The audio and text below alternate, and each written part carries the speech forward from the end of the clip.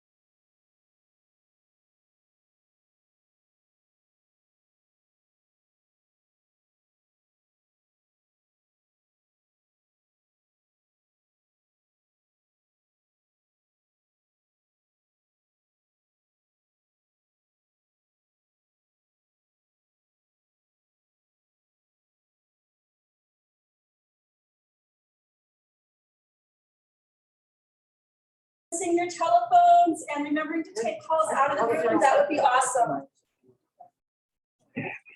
Oops, let me get this out of the way. How you doing? Fine, how are you?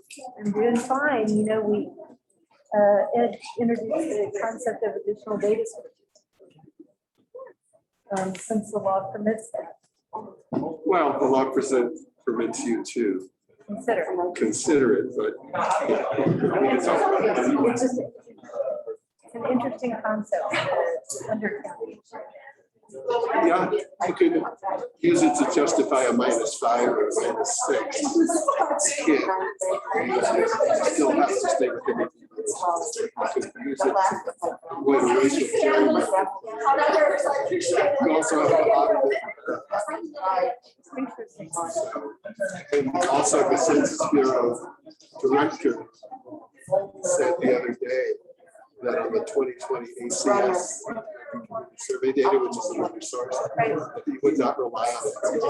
Two of the years during COVID, they didn't do the survey. He said he would not rely on it. Did you see the New York Times article? On census? You need to read it. It's fascinating. Yeah. The undercount. You may give us a little bit more light. Oh yeah, no, the census sucks. I was shocked to see that the percentage was 47. The Census Bureau estimated it to be 49. That was the biggest surprise to me. It's down 2 points from the estimate. So that's terrible. But it's pretty clear that you can rely on other sources. You can rely on other sources for that purpose, but you can't change your deviations dramatically because of other data. They would have to be audited and verified. Plus, if you're going to say that a certain area has been undercounted, Hispanics can say more areas there too. So trying to fix something right American side, Hispanic side. So before you know it, you're up at everyone. So you have to be careful. I agree with Litigation with the census can change the census if they win for purposes of allocation of Census Bureau in a year from but now. not for redistricting. No. Some, not based on many past federal cases. So you're stuck with the census. I'm just telling you from a. Somebody could try a new breakthrough. Because of the pandemic. If that were the state. We try new ground, new legal ground. But usually the Census Bureau of the state, it's usually not general notion of undercount. So whoops, we totally screwed up here. We forgot to move these 13 blocks. And Alamogordo really has a population that's 3,000 bigger. When they make those mistakes, it can then change federal government's allocations for funds and stuff, but it's never changed. Partially with the life opinions of the state. Well, that article from the Census Bureau, yeah, it only started from the former question. Nice to meet you. Michael, thanks. You have extinguished. So what I'm saying is that we have. Nice to see you. I'm glad you're here. Which is what the thing, of course. So, yeah. And then the security issue. Where we have some area one house for a couple of houses. Unrelated. Do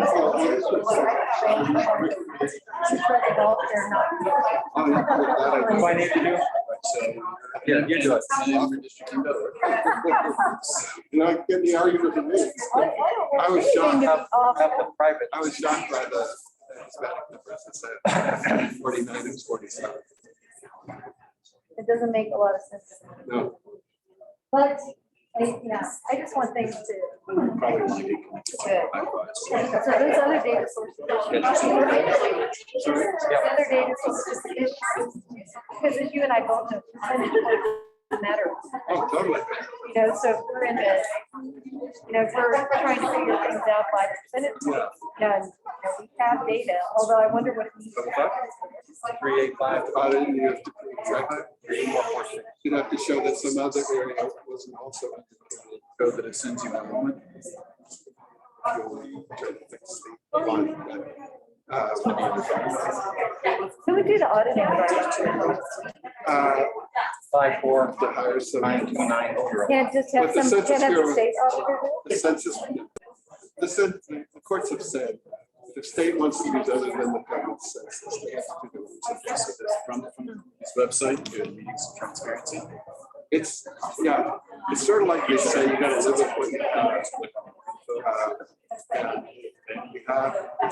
Morning. Thanks. I hate these things. They hate us too sometimes. They really do.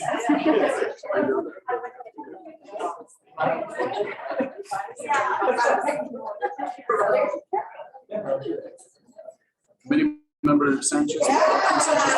All right.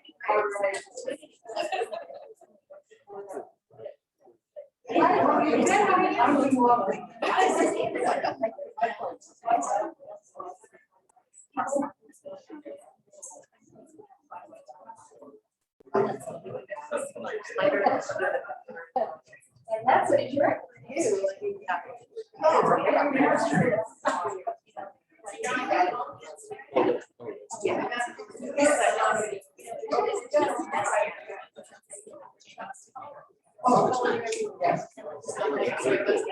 We'll be able to make some beautiful.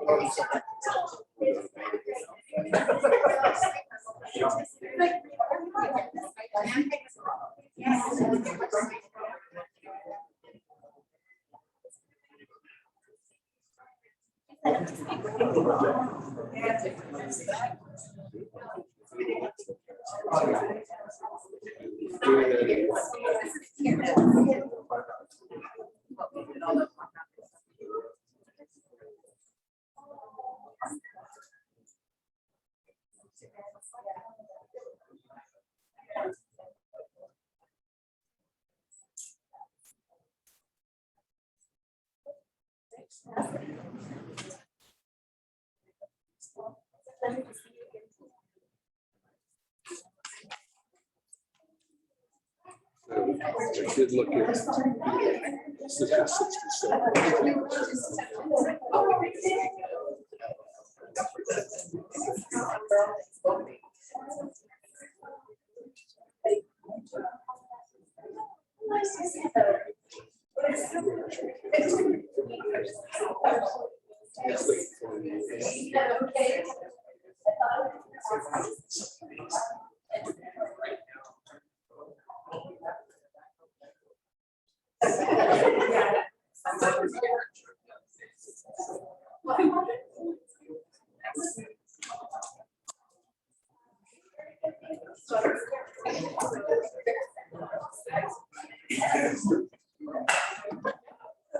Good afternoon, everyone.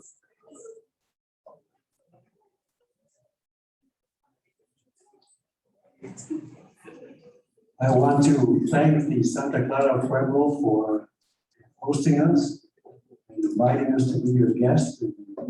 As your guest, I would like to honor the tradition of prayer, if at all possible.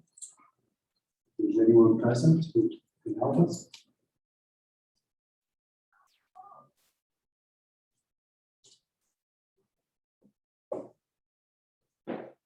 Okay. Good morning. My name is Ed Chavez. I'm the chair of the Citizens Redistricting Committee, and I will call the meeting to order. And I will begin with a roll call. Ryan Cangelosi. Here. Lisa Curtis. Present. Robert Radigan. Here. Joaquin Sanchez. Present. Michael Sanchez. I'm here. And Christopher Salcedo. Sure. We will begin by introducing ourselves. We also have people joining us by Zoom, and I want to welcome you. Let's begin with Robert Radigan. Thank you, Mr. Chair. Thank you to our host at Santa Clara Pueblo. I'm Robert Radigan. I'm one of the independent appointees from the State Ethics Commission, along with Joaquin Sanchez. I live in Albuquerque with my wife of 8 years, Allison, and my 6-year-old daughter, Leela. And I serve as the Director of Geospatial and Population Studies at the University of New Mexico. where I've worked for about the last 8 years as the state demographer and the liaison to the United States Census Bureau. So I've been working on behalf of New Mexico throughout this decennial census cycle. In 2018, I was appointed by Governor Martinez to head the state's efforts in the local update of census addresses program. And then more recently in 2019, I served on Governor Lujan Grisham's statewide Complete Count Commission, which was a broad nonpartisan collaborative that worked to motivate every New Mexican to respond to the 2020 census. And I believe I saw in the audience Representative Herrera. I want to say hi to her and thank her for serving on that commission with me, along with Representative Armstrong, Senator Byrd, and Senator Stefanix. I should say Representative Gail Armstrong. I know there's one. And it was one of the most fun and insightful parts of that experience was learning just how different our communities throughout New Mexico were and how we needed a different strategy to motivate response in each of the corners of our state. And so I've carried that spirit into this process, and I've been really enjoying hearing testimony from people throughout New Mexico about what's important to them in the redistricting process, and hearing from people throughout different communities in New Mexico define their communities of interest, so we can apply those to our map drawing. And so I'm eager to hear from the public again today. Thank you, Mr. Chair. Thank you, Joaquin Sanchez. Thank you, Chief Justice. So I'd like to use my introduction both to share a little bit about myself, but also because I'm a teacher, I want to share a couple of things that I've learned from the process in these hearings so far. So my name is Joaquin Sanchez. My wife, Alicia, and I have two sons, Josue and Isaac, age 19 and 17. My wife and Alicia and I are both proud teachers at South Valley Academy in Albuquerque. I am a math and special education teacher. Teaching is actually my third profession. For 7 years after graduate school, I worked as a civil and structural engineer. For 20 years after that, I worked as a community organizer with the Industrial Areas Foundation in Texas, California, and here in New Mexico. And for the last 3 years, I've been a public school teacher with Robert F. Kennedy Charter High School and now South Valley. So just a couple of things that I've learned. The first, and this is kind of appeals to my engineering brain, is that we're building an infrastructure for the next 10 years for democracy and politics, but that we really want it driven by the idea and core value of community. So that to me has been, seeing that, in practice has been important. The second thing I've learned is that there is such a thing as healthy tension. In this first round, we're hearing primarily about communities of interest and how people in our state define that for themselves, and how that will ultimately impact political jurisdictions. There is an inherent tension, and I think all of us on the committee have felt that and lived that tension between the individual community needs as well as the statewide common good. In my previous work at the Industrial Areas Foundation, in organizing, we use the paradigm of living in the world as it is and the world as it should be. And I know this is sometimes a difficult tension, but what I've landed on is that as long as we are heading towards or pointing in the direction of the world as it should be, and that we're clearly communicating that to the public, then I think we'll have the support and consensus over time. Yesterday in our hearing, Ms. Curtis mentioned that we had heard some troubling things, and I wanted to echo that. For me, this has fallen primarily in the category of some comments that have been used to exclude communities. There is a difference between selectivity and exclusivity. Selectivity means we have to deal with reality and we can't have everything we want in a given jurisdiction. I think selectivity is important, but that's not the same as exclusion and attempting to keep someone out. And in particular, I heard some of that language of exclusion against the immigrant community, and I think that's just become an important thing that we need to look out for and pay special attention to. And then the last thing that I've learned is that I found that the most useful testimony that I've heard has been grounded in a story of lived experience. And I think part of the trouble that we have in our current public discourse is that we sometimes confuse experience and opinion. And this process has again taught me that if we want real change or change is going to last, experience will always trump opinion. So thank you, everyone. Thank you, Joaquin Sanchez. Michael Sanchez. Thank you, Mr. Chairman. My name is Michael Sanchez. I was born and raised in Belen. I still live in the area. It's called the little community, Los Chavez, in between Los Lunas and Belen. I went to Belen High School, as well as my wife went to Belen High School. We both went to the University of New Mexico, both graduated undergraduate school. I went on to law school. She went on to do more important things and became a teacher. We have 3 adult children. 2 of them live in New Mexico and 1 lives in Illinois. I have 4 grandchildren, and I'm honored to be on this committee. I was selected by the Speaker of the House, and I've enjoyed the testimony that we've taken throughout the state of New Mexico. We've taken it to heart. I've enjoyed being on this commission with each and every member, and we're working as hard as we can, and we will be working a lot harder together in the next few weeks to come up with the plans for the legislature. So thank you all for being here. We appreciate it, and we look forward to your testimony. Thank you. Thank you. Christopher? Thank you, Mr. Chair. Christopher Salcedo. I was raised in Doñana County, but lived in Albuquerque for 25 years. I practice law and have now for 22 years. My wife is an educator. She's the principal of a middle school, public school, and I have 2 children, the youngest of which just started his junior year. So I have learned a great deal about a state that I've lived in my entire life. This process has really taught me a lot, and it's because of individuals talking about their communities. So I trust that today will be the same, and I look forward to your comments. Thank you. Ryan? Thank you, Mr. Chair. My name is Ryan Cangelosi. I was born and raised in Albuquerque. I went to the University of New Mexico, and I actually work there now. I'm the Director of Economic and Community Development for the Health Sciences Center. I've been there for 9 years, almost 10 years. Before that, I had the fortune of working in state government, worked in the governor's office as Deputy Chief of Staff, and got to travel the state then, and now being able to be a part of this committee, which I'm so grateful to be a part of. The minority leader in the House, Jim Townsend, Representative Jim Townsend, appointed me to this commission or committee. And it's been wonderful traveling the state. I love this state. It is truly the land of enchantment.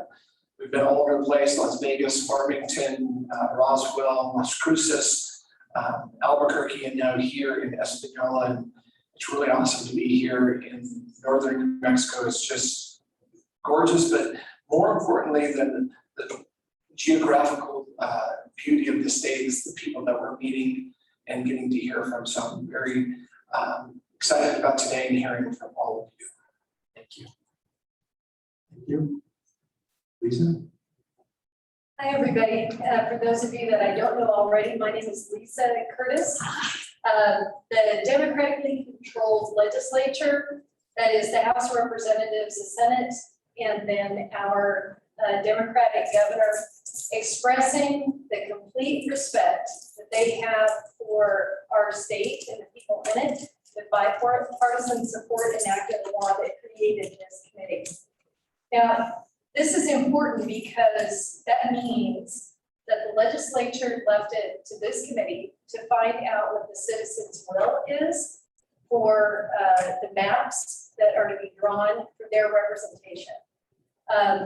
This is a great example of what I found in my almost 30 years as a trial lawyer to be true. And that regardless of our state's poverty, its heritage, its scientific community, that we do something different here in New Mexico than is done in other places. We demand respect for everyone. This process demands that the citizens' will be respected. That requires everyone speak up, and that we have to hear everybody's community of interest. As a trial lawyer getting in front of juries for almost these 3 decades, and as a mother of what we call the 4 little beagles, Zane, India, Paris, and Alexander, who are no longer little and all taller than me. And having been in the homes of my clients across this state for these many decades, all across this state,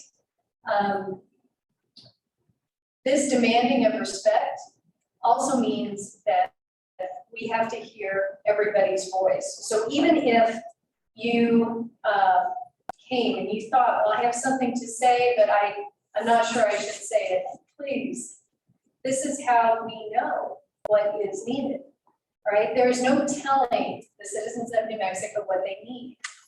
The citizens of New Mexico have to tell us. So I respect all the people on this committee. It is not lost on me that I am the sole woman on this committee. I'm very fortunate to be the chair of the New Mexico Commission on the Status of Women, and our executive director, Charlotte Medueno from Rio Arriba County, is here in the room with us.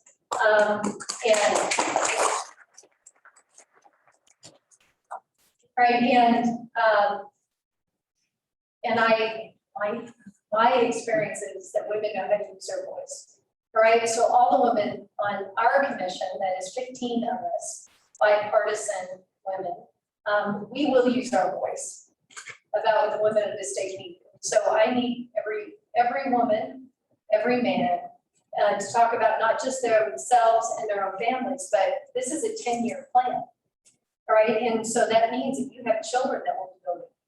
All right, and the decisions that we make will implicate them as well. So thank you very much for being here. I know that our chair is going to tell you that there are many ways to talk to us, not just here at the microphone, and that and when you hear all of those ways, that you will make sure that we have all the information that we need. So thank you very much. Thank you. Takeshi Oma Hawaii. Good morning, my friends. My name is Ed Chavez. I've always been grateful for the mere accidents, blessing really of being born in New Mexico. I have a wife of 45 years. Met her, she's from Amber Springs. Met her back east where I went to college in Fort Collins. We have 3 children. Our oldest son, Agustin, is a family practice doctor. He practiced in the South Valley of Albuquerque for a number of years. He's at the Mayo Clinic now, a family practice doctor there. He was hired there basically because of his concern for population health and health equity. He deals with a lot of diversity issues. He helped them create the refugee education and clinic team out there to make sure that they treat the refugees appropriately. Our daughter Divina is the only lawyer in the family. Well, I guess I'm still a lawyer. She's a lawyer in the family, and but she's busy homeschooling 4 of my 8 grandchildren. And she's also the wife of a pastor, so she's very active in her church. And she works in homeless shelters as a volunteer. Our youngest son is Armando. He's a dentist, and he was in the South Valley at the time, but now he is devoted himself to just pediatric dentistry, just dental work for children. His wife is also a dentist, and her patients are all special needs patients. I was inspired to become a lawyer by a Vietnam veteran who one evening at Eastern New Mexico University library. He approached me, and we happened to drive the same kind of car. And he told me about his dream of becoming a lawyer. Basically, to sum it up, it was so he could speak for those who could not speak for themselves. And I went home that night to my dorm, and I stared up at a dark ceiling. I still remember this as though it were yesterday. Thinking, well, why not you? What's wrong with you? I thought college education was a complete waste of my time. But when he told me about that, I remembered that my grandparents, who had a little gas station and cafe off of I-40, east of Klein's Corners, they got kicked off their land.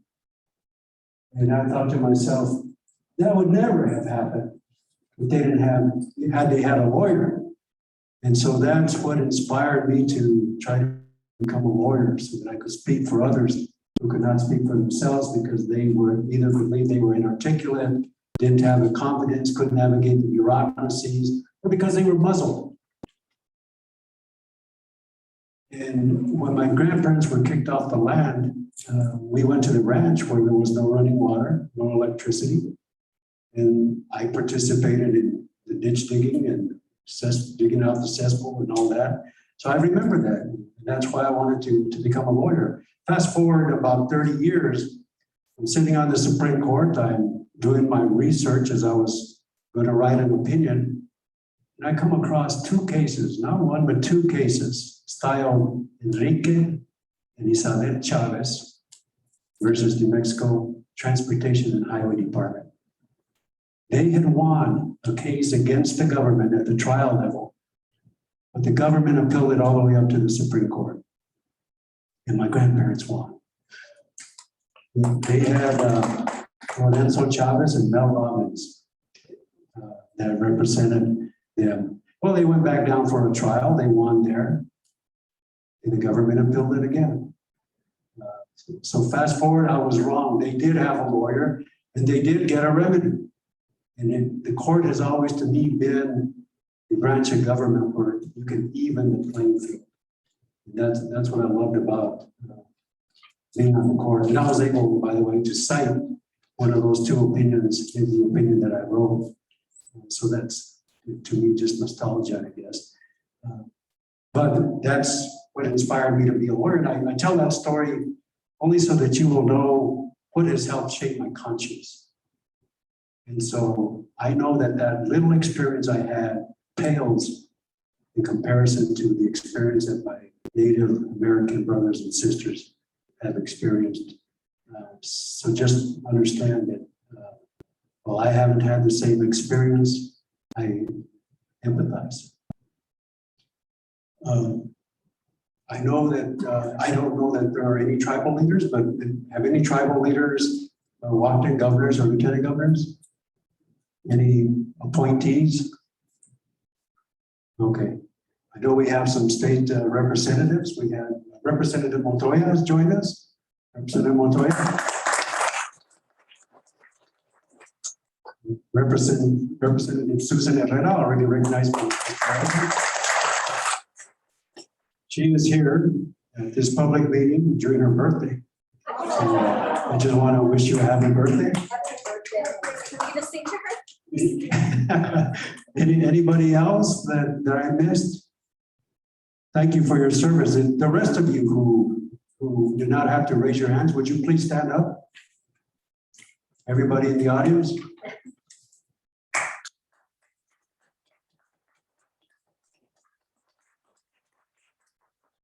You are the people that we serve. You are the voters of New Mexico. And so I just wanted to also acknowledge you. And as you come up here to speak to us, please know and understand that what you have to say carries the same amount of weight as anybody else in this room. So thank you very much. With that, let's go to approval of the agenda. The only thing wrong with the agenda is we do not have minutes for yesterday's meeting. We have 10 working days to prepare minutes. That meeting ended probably 18 hours ago. So I've got on the agenda to approve it. Can we approve it with the amendment? All those in favor signify by saying aye. Aye. Okay, passes unanimously.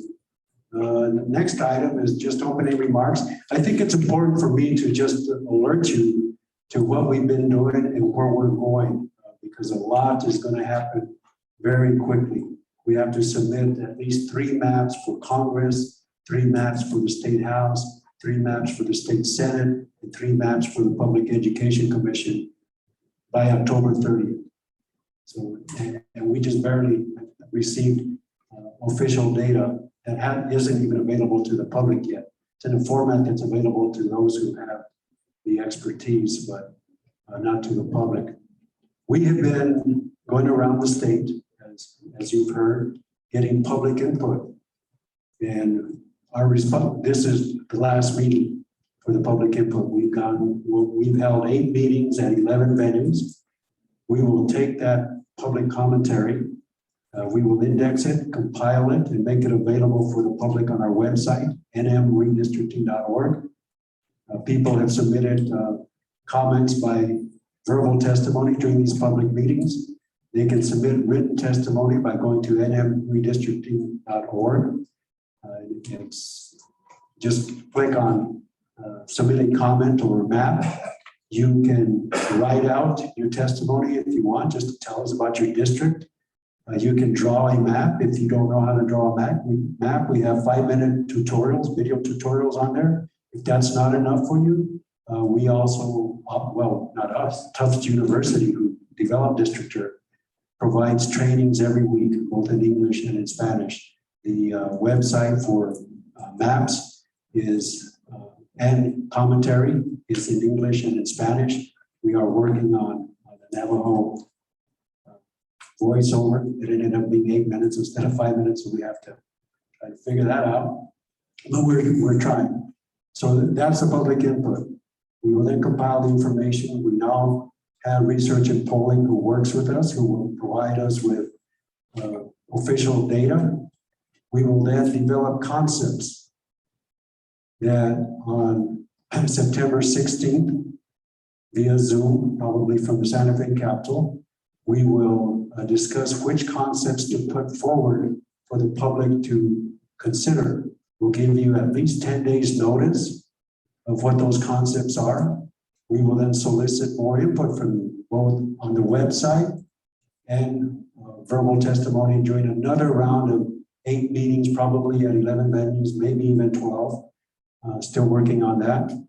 I can tell you right now that the schedule looks like this. On September 28th, we will meet in Rio Rancho. On September 29th, we will meet in Crown Point at the Navajo Technical University. On October 1st, we will go back to Albuquerque and meet at the National Hispanic Cultural Center. On Saturday, October 2nd, we will meet in Las Vegas at New Mexico Highlands. Then on the 4th of October, we will meet in Las Cruces at New Mexico State University. Satellite at Silver City, Western New Mexico University. On the 5th of October, Roswell ENMU with a satellite in Portales, and I'm trying to work with the Mescaleros to see if we can have a satellite there. On October 7th, the Indian Pueblo Council Center in Albuquerque. And then on the 8th of October, Farmington, San Juan College with a satellite in UNM Gallup. So once we get the public input on the concepts that we submitted, we will then go back as a committee and then hold a meeting on October 15th when we will then adopt the maps that we will recommend to the legislature. Once we do that, the work is not ended. We have to evaluate the maps to explain how we have complied with the state redistricting act, how we have complied with the one person, one vote principle, how we have complied with the Voting Rights Act and not diluted the voting strength of a minority group. And we will have to do also a partisan fairness evaluation for the legislature and the public, and finally, how we preserve the communities of interest. So that's a tremendous amount of work, and we will hold a meeting on October 29th to adopt the formal evaluations.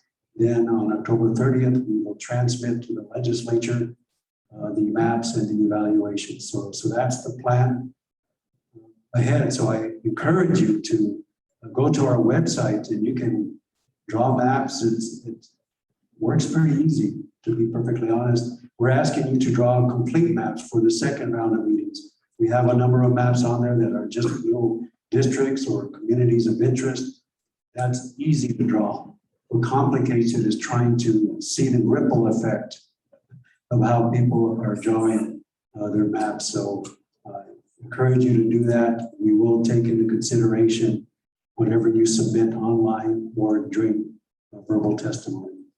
So with that, unless you have any questions about the process, which I'm happy to answer. Anybody on Zoom? Sunny, with a question?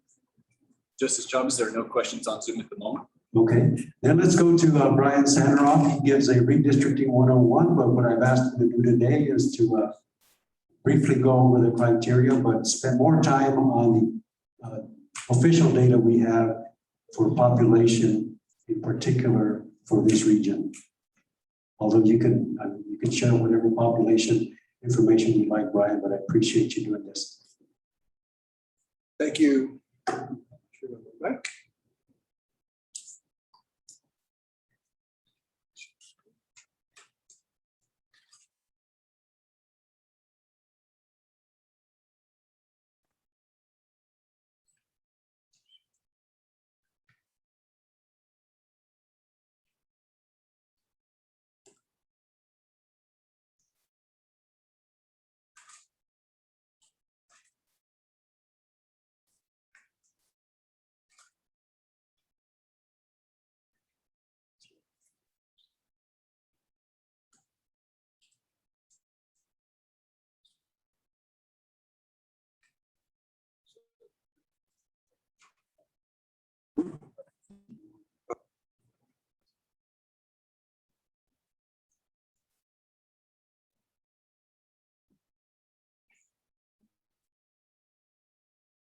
First then share.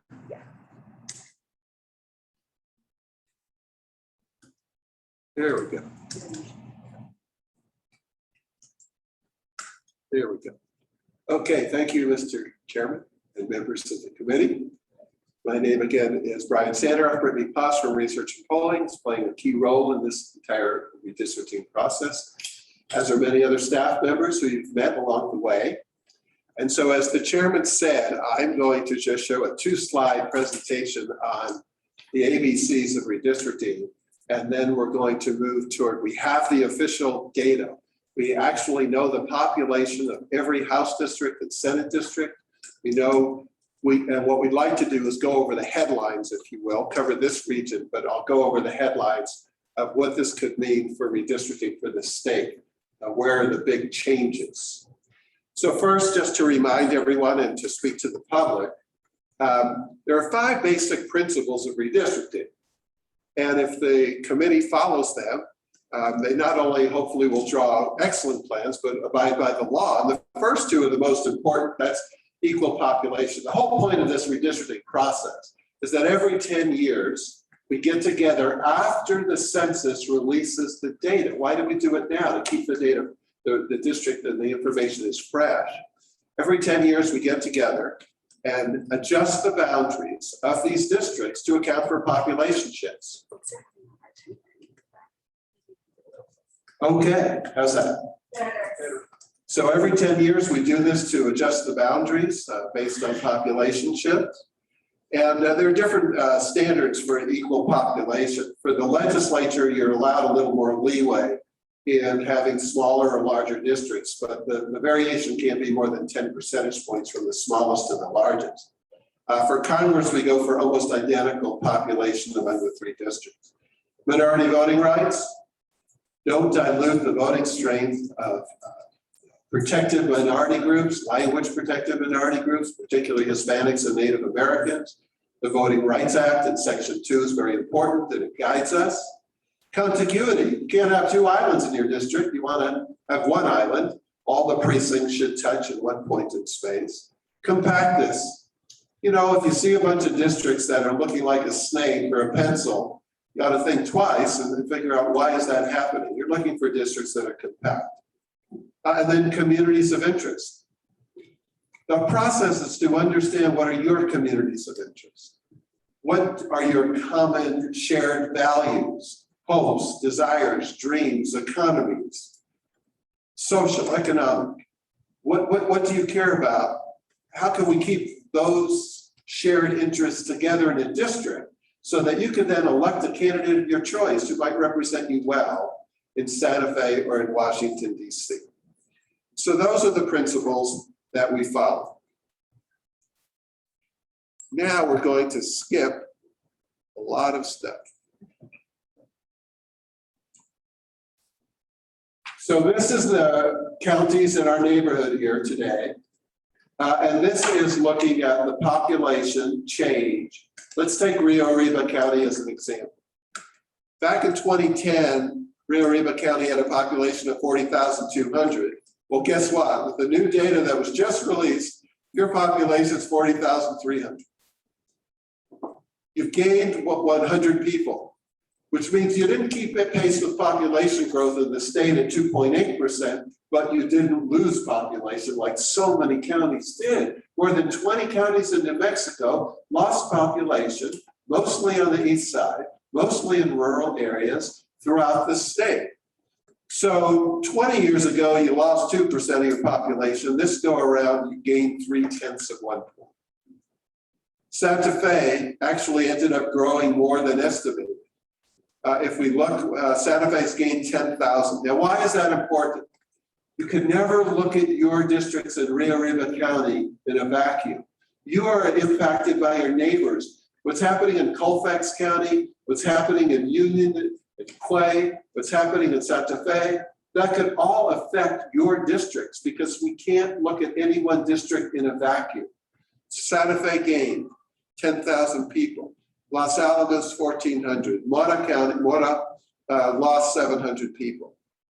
San Miguel lost 2,100 people. Well, you have some of your districts that touch on some of these counties. And so it's important to look at that. Taos gained 1,500 people or 4.7%. Colfax lost 10% of its population. One that's not on this chart is Mora. Oh, no, it is there. So we see altogether the region has gained 3.4%, but a lot of that is being driven by what's happening in Santa Fe because it has such a large population base to start at 150,000 people. So always keep in mind your neighbors. Never look at a district in a vacuum and say it's safe or not safe. Okay, now we're going to share some headlines on really what's going to happen in changes in redistricting, or what are the potentials for what to happen. And let's start with a very important part. Let's start in the House. We'll do the House, although the Senate trends are pretty much the same. Let's start in the northwest corner. For those of you in the audience, we've been traveling the state, as the chairman said, and the Native American lands are very important because they're voting rights protected areas. But when we want to look at northwestern New Mexico for a moment, we start with House Districts 1, 2, and 3 in Aztec, Farmington, and Bloomfield. House Districts 1, 2, and 3 in Aztec, Farmington, and Bloomfield area are important to the Native American areas because if the areas in Farmington, Aztec, and Bloomfield are too small, and if they have to expand their boundaries, they're expanding into native lands. Believe it or not, this all could affect Rio Arriba as well. And so when we look at the deviations in House Districts 1, 2, and 3, we find that those districts, if you combine the deviations, they're down 28% from the ideal population of the districts. What it means is they're sort of short a quarter of one House seat. They're sort of short 28% of a House seat, a quarter of a House seat. That could impact the Native American lands. Then if we zoom out a little into the Native American lands, there are 6 Native American House seats. 4, 5, 6, 9, 65, and 69. We don't have to go through them all now, but if you add up the cumulative deviations, you find that they're short 34% of a House seat. So if you add up the Farmington, Aztec, and Bloomfield area, and then the Native American districts, they're short 62% of a House seat. So where there are 9 seats, there's enough population for 8.4 seats, is how you look at it. So there'll have to be some expansion of boundaries, whether they move toward Rio Arriba, whether they move toward Rio Rancho, whether they move toward Santa Fe County. These are the kind of things that everyone will be exploring and looking at. Probably the biggest headline is what I'm about to say here. Let's move into the West Side and Rio Rancho area. In the West Side and Rio Rancho area, there are 4 House seats that are roughly adjacent to each other. Notice 57 and 44 and 29 and 60. They're roughly adjacent to each other. If you add up the cumulative deviations, in other words, 0% deviation would be, I grew at the right pace of the state's growth. If you are at 5% deviation, you grew a little faster than statewide growth rate. If you add up those 4 West Side Rio Rancho districts, the cumulative deviations are 86%. In other words, where there are 4 Rio Rancho West Side seats relatively adjacent to each other, there's sufficient population for 4.86 House seats. We can talk at length about the implications for this, but since we are in a different region now, and perhaps we can, but this is very significant. There's enough population there for almost 5 House seats. One option would be to let a new House seat emerge. Another would be to try to disperse the populations and then sort of have the other West Side seats moving up to it. But there's a lot of excess population there. We could talk about lots of different options. Another headline, we'll stay out of Las Cruces right now, but the bottom line is there's one district that grew a lot, but there's one that needs to pick up population. Nothing earth-shaking in Las Cruces, but overall they had gains. But Eddy and Lee County, we should touch up.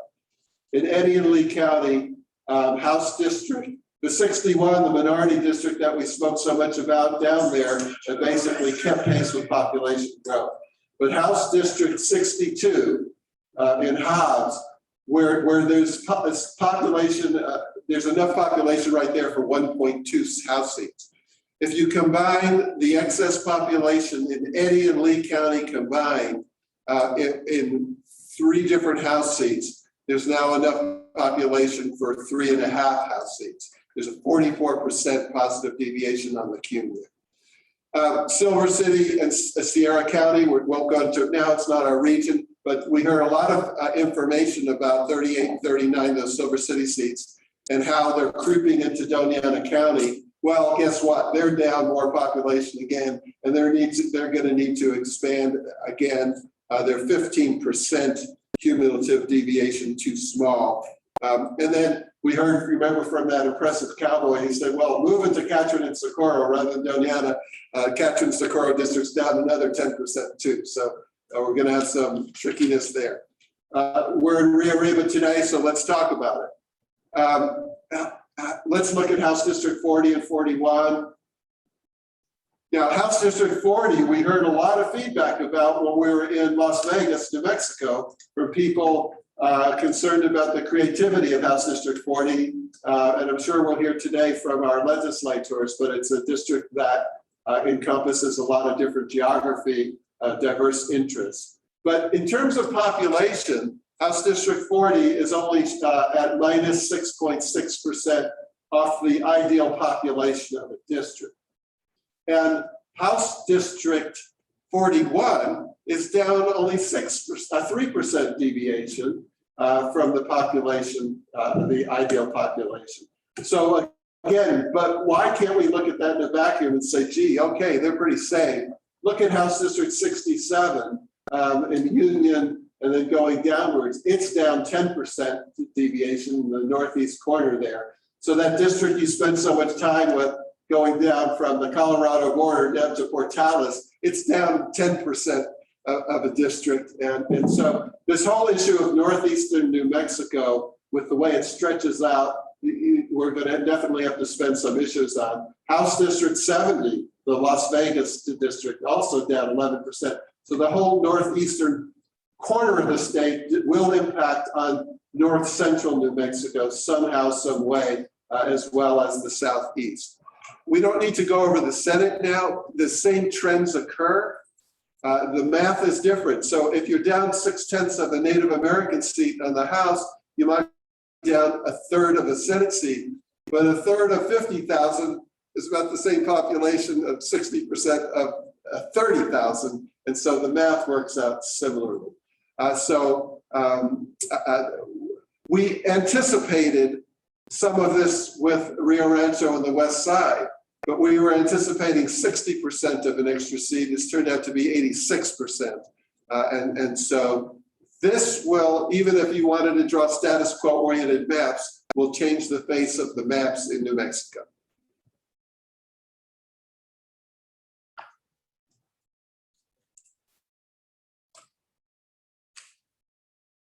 Thank you, Brian. Any questions for Mr. Sandro? Anybody online? Oh, excuse me, yes, sir. You can come up to the mic so we can hear you. Hey, Karen. My dad's called me 8 times in a row. I just need to make sure that Karen's okay. It's a very short question. Are these data available? Are we prepared to post online all this information? What we have been doing is posting your PowerPoints on our website, assuming you're comfortable with them being exact. And Sunny has put the PowerPoint presentation, but all of this stuff is being done in a whole different software that Brittany's been working on and Michael. And I guess we could ultimately make PDFs at this point rather than an interactive program. And so we could put PDFs of the state and then maybe have some blow up PDFs of the big cities. So that I guess we could post a list of all the House districts and Senate district lists as well, showing all the deviations. And so we could do that. You know, if we can do that, let's do it, and then we'll send out an announcement.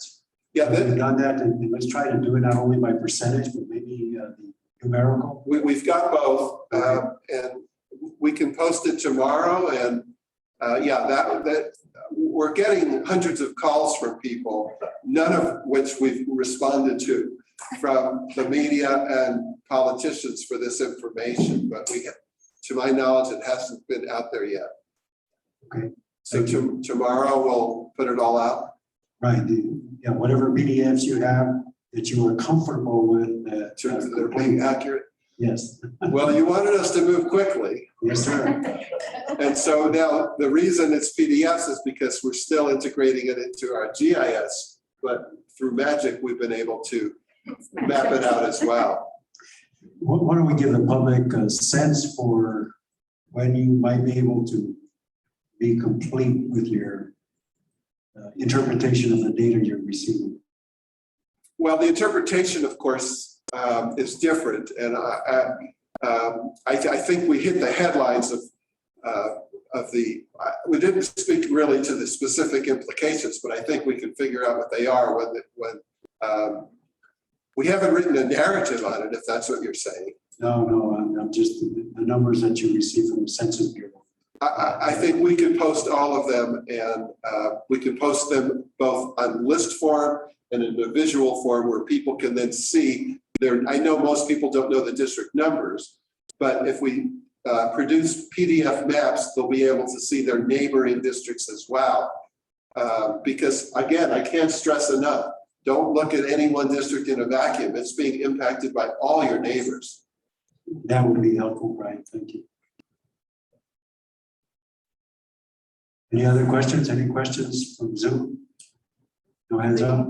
We do have a hand up from Paula Garcia, but I'm not sure if that's related to public comment or if it's related to this data. I can allow her to talk. You can go ahead and let her speak. Yeah, absolutely. Hi, Ms. Garcia. Do you have a question related to the data? Good afternoon. Thank you. Yes, I do have a quick question. First, thank you for holding this meeting. Appreciate the opportunity for public input. I was at the Las Vegas meeting, and now I'm participating today. And these are new maps, correct? Based on the new census data? These are current district boundaries based on new census data. Thank you. Okay, that's good. That was what I assumed from your presentation. Just a follow-up question. When will the new census data be incorporated into the District R mapping website? I think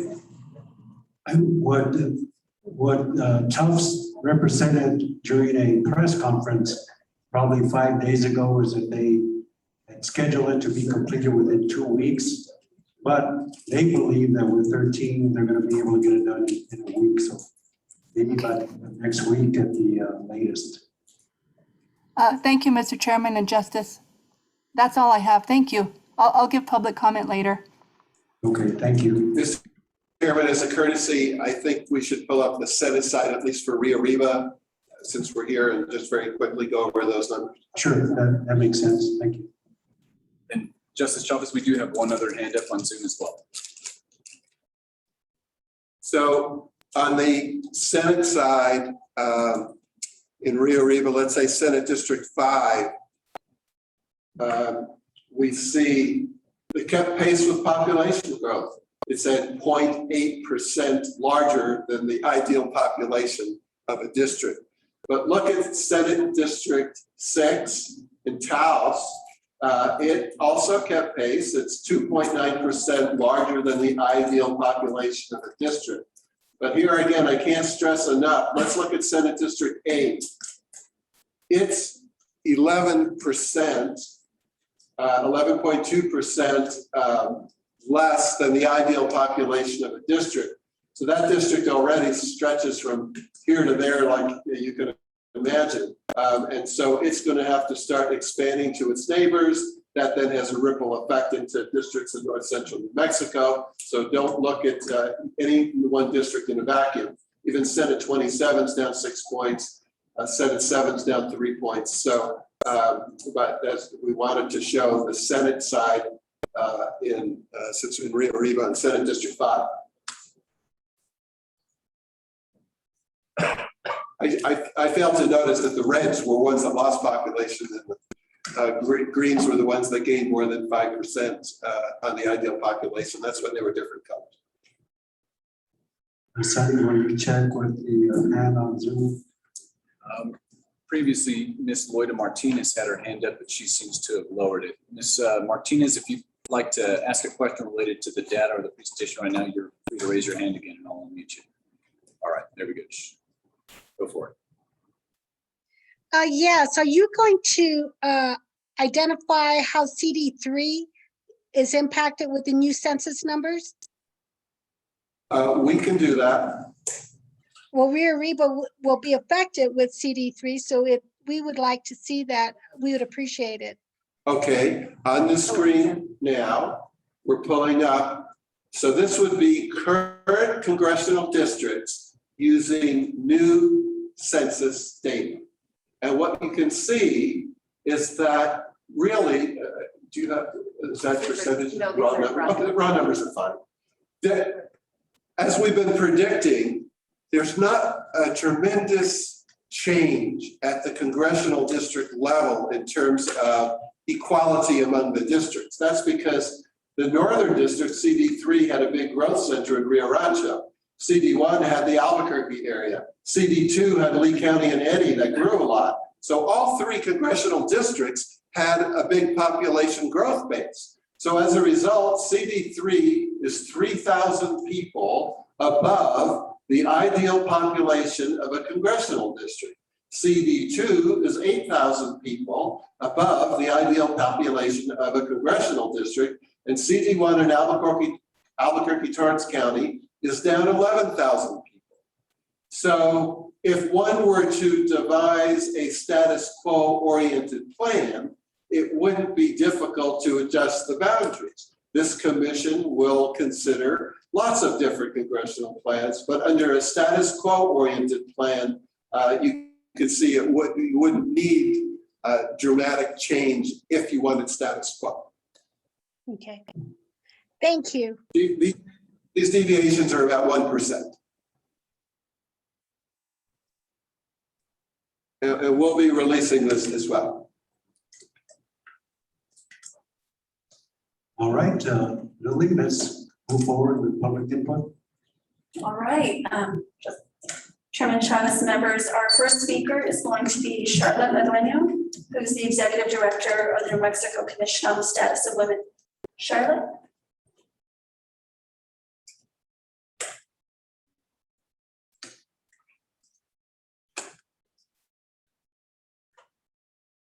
Good afternoon, Mr. Chair and distinguished members of the committee. As Ms. Curtis mentioned, I'm the newly hired Executive Director. But first and foremost, at this meeting, I come on behalf of myself as a neighbor, as a friend.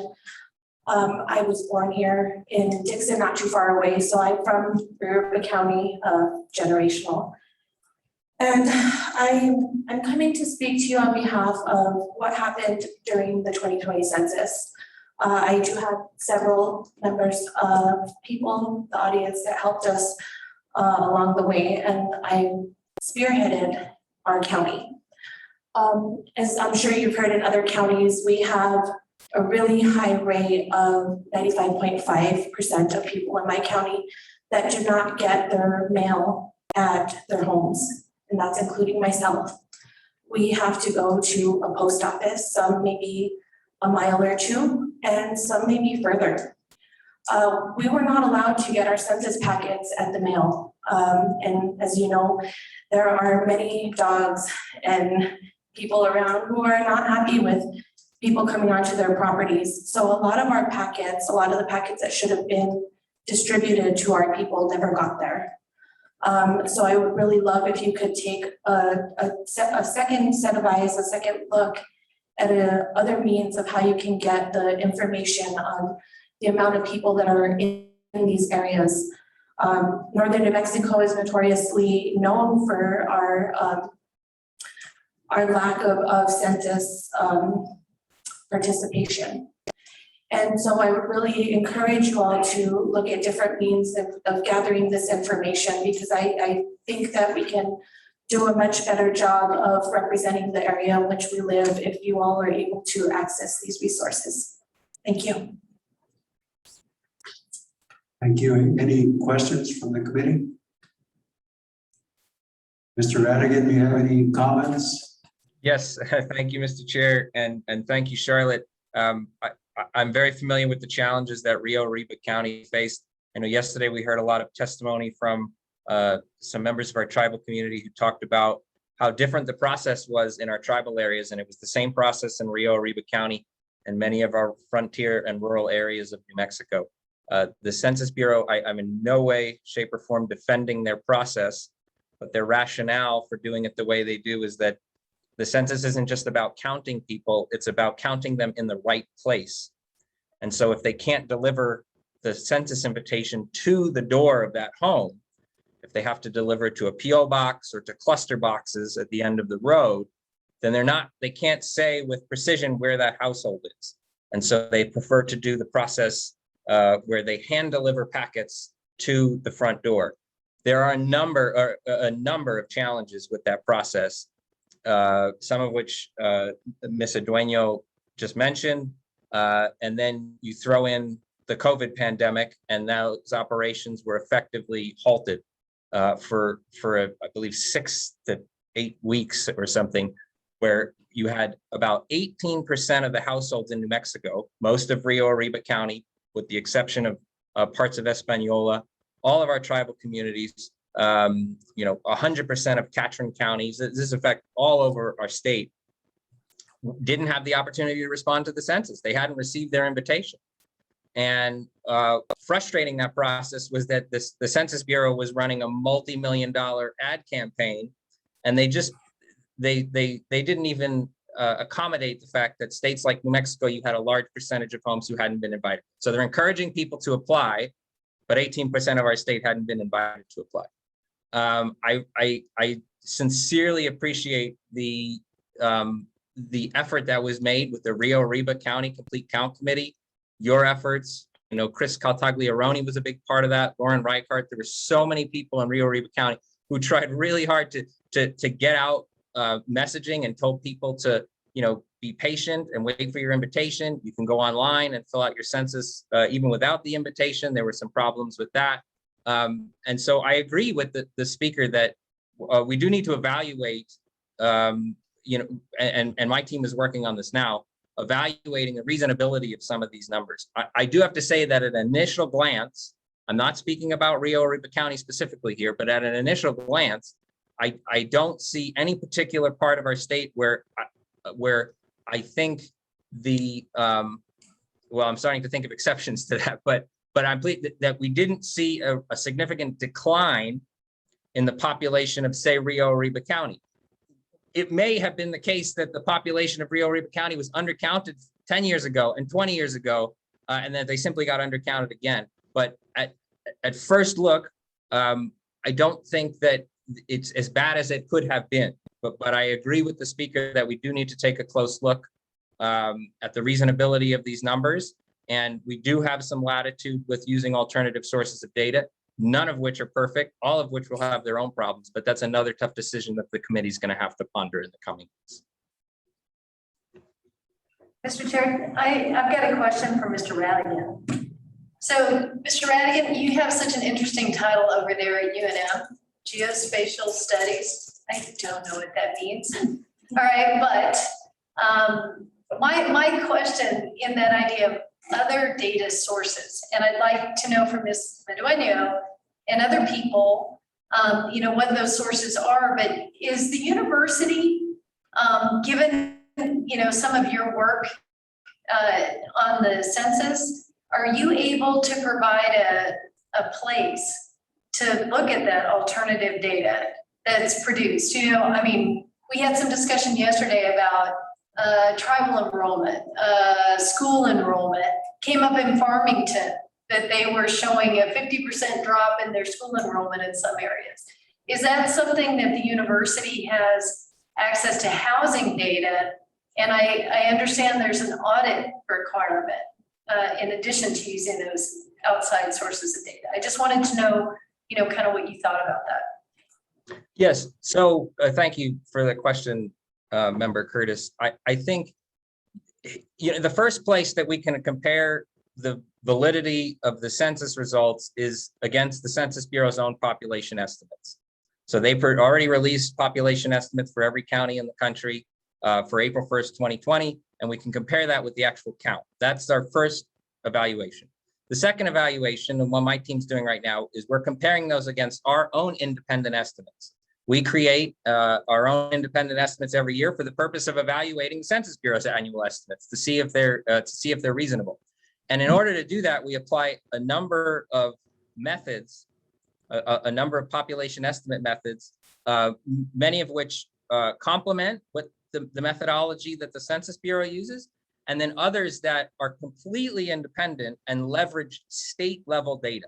So the Census Bureau, with their methodology, they only want to work with federal level data sets. They want uniform data so that they're not applying, say school enrollment data in New Mexico that may be captured and processed in a way that's very different than they capture and process school district data in the state of Hawaii. They don't want to deal with those inconsistencies, and frankly, I don't blame them. But we do take a careful look at school enrollment and see if the population change in a county or within a school district, is it tracking? If school enrollment is up and down, then it should track the population estimate for those counties. That's what we call a symptomatic indicator, right? School district enrollment is a symptomatic indicator of the population change in that school district. But we look at a number of other indicators. Medicare enrollment. If Medicare enrollment is a pretty good indicator of the 65 plus population, 95% or more of Americans 65 and older enrolled in Medicare. So if we see the enrollment of Medicare in a county going up, then the 65 and older population should be going up in that county, and vice versa. We look at voter enrollment, any data that we can get our hand on and have a uniform picture of the state, we apply to our methods to get an estimate. We also use a housing unit method, where if we're seeing housing unit growth if we're seeing housing units being permitted and built, and in places like Rio Rancho, outside of Las Cruces and Sunland Park, in some parts of Santa Fe County, we can apply what we know about the number of housing units that are being built, the average number of people that live in each of those households, and get a pretty good estimate of the population and the population change. These methods are really effective in our population centers. But when we're looking at a place like Rio Arriba County, a lot of the problems that you see in counting people in the census translate into problems in capturing, housing unit growth. We just don't have as good a data on housing unit growth in Rio Arriba County as we do in Santa Fe and Sandoval County. So the real challenge is that the places in New Mexico where we may have suspect decennial census data, we're probably working with suspect symptomatic indicator data. So the really tough question then is, is, and I don't want to get ahead of ourselves because this is a conversation that this committee has to have, is are we sure enough that the alternative data sources that we're using are better than the census? That's a tough question to answer. And we'll have to talk about that further in the coming weeks. I hope that made sense. It does. I appreciate your answer. And because, Ms. Madoon, you're standing right here, you worked on the census gathering information from your communities. I mean, do you have any suggestions for UNM about data sources that they ought to be looking at, since the sort of the regular way they operate feels like it's still being undercounted? Right, I definitely think that maybe, as he had mentioned, Medicare and Medicaid also, because children are also enrolled. And we do know that we've been severely undercounted in that aspect of gathering information on our children in this county. So I would suggest that maybe you take a look at that. Also, he had mentioned earlier about, doing the census online for the people that did not get the packets to their door. And this is a very real struggle for us here in northern New Mexico, as Ms. Curtis knows, as being the president of my board. Sometimes, and I have very good internet, sometimes our internet doesn't work. And sometimes people don't have internet. You're looking at an area in which the poverty level is very high here. And sometimes people just can't afford it. So I don't have a great suggestion for you other than that, but we are a very tough area to count. And this is probably gonna be a lot of legwork on the commission's part. I wish I had better suggestions for you, but I do know that we are just severely undercounted decade after decade here. Thank you very much. Mr. Rodriguez, I have a question for you. Sure. How long do you think it will take the university to go through its analysis, both of comparing census data to their own estimates, and then census data to the university's estimates? Yeah, I mean, my team and I are working on that right now. Within the next week or two, we'll have our preliminary evaluation. The other thing that's, I'm eager to see some of the work that my colleagues around the country are doing, because we're working so quickly and because this was such an unusual census. I'm kind of tracking what other states are doing. Right now we're just kind of doing a preliminary review. We're looking for the outliers, the counties that just don't make sense. I think, Mora County really struck me as one where we were anticipating population decline, but not 15%. And the other thing that's really muddying the waters, all this, something we haven't talked about much as a committee, is the Census Bureau's deliberate attempt to distort the data in an effort to protect the privacy of every respondent around the country. This is a very controversial issue, and without the pandemic, this would have been the most probably the most notable conversation that we would be having around the country with regard to the 2020 census, would be these disclosure avoidance attempts. And that's really complicating things. So my short answer to your question, Mr. Chair, is we're working as quick as we can. It's a pretty dynamic situation. There's a lot of factors involved, and I'm learning from my colleagues as we take a look at things. But I hope that by mid-September, we'll have a clearer picture of how valid we think the county and local level numbers are. That we're going to have a sense of in the next 2 to 3 weeks. The more difficult thing to determine is how confident we are in our alternative sources of data, and do we think they're any better than what the Census Bureau has produced? That's a much more difficult question to answer. And if I could, the issue of Medicaid data came up. So we do have access to Medicare enrollment by county. It's a very helpful population indicator that we use. We do not have access to Medicaid data, and that would be incredibly helpful for us to have. My team over the years has made the request, the Human Services Division here within state of New Mexico to obtain that data so that we could use it for our efforts. We have not been successful in obtaining that data. So if there is anyone on the committee, or maybe some of the representatives in the audience today that can assist in our efforts to get that Medicaid data, that would go a long way in helping this committee, as long as the important work that my team does on behalf of the state of New Mexico on an annual basis. So Mr. Radigan, I think we can actually help that a little bit. I'm going to make a motion that this committee request the Medicaid data by county from the Human Services Department. Do I have a second to that motion? A second.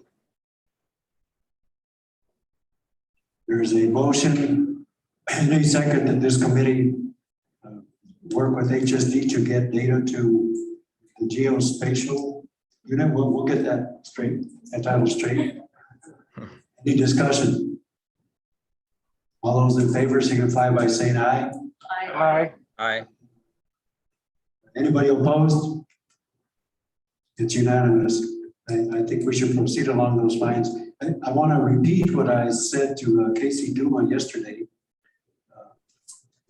We have September 16th is when we are going to introduce concepts. If the tribes and nations have reliable data that we should consider, we need to consider it sooner rather than later.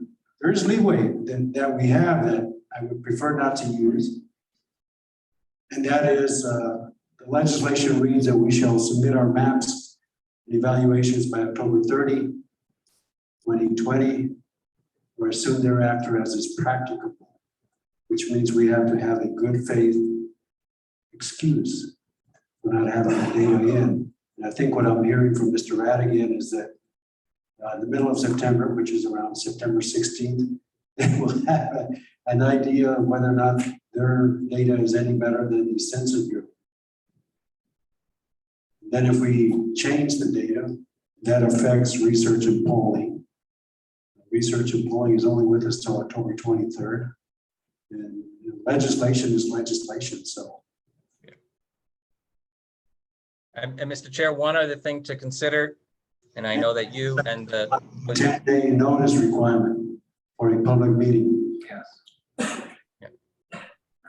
Go ahead, Mr. Radigan, sorry. The other thing that we must consider, and I know that you and three other lawyers on the committee can appreciate that if we use population data, even if I'm very confident that we have data that is a better indication of the population of, say, Rio Arriba County than what the Census Bureau just published, we better be prepared for the fact that that is probably going to be challenged. We had better, if we're going to use some alternative source of data, we better have some pretty compelling reason to do so, a demonstrably compelling reason to use this alternative data, not just because I think that it's better. And that's another challenge, and one where I'm keeping a close eye on what's happening in other states and whether some of my colleagues are going to be where they can, because not every state has that latitude to use other sources of data. Some are very explicit in state law that they must use the decennial census data. We need to be very aware that that could be challenged in court. And that's, I think we're all in agreement as a committee that we're trying to avoid litigation around what we're doing. So just an important consideration.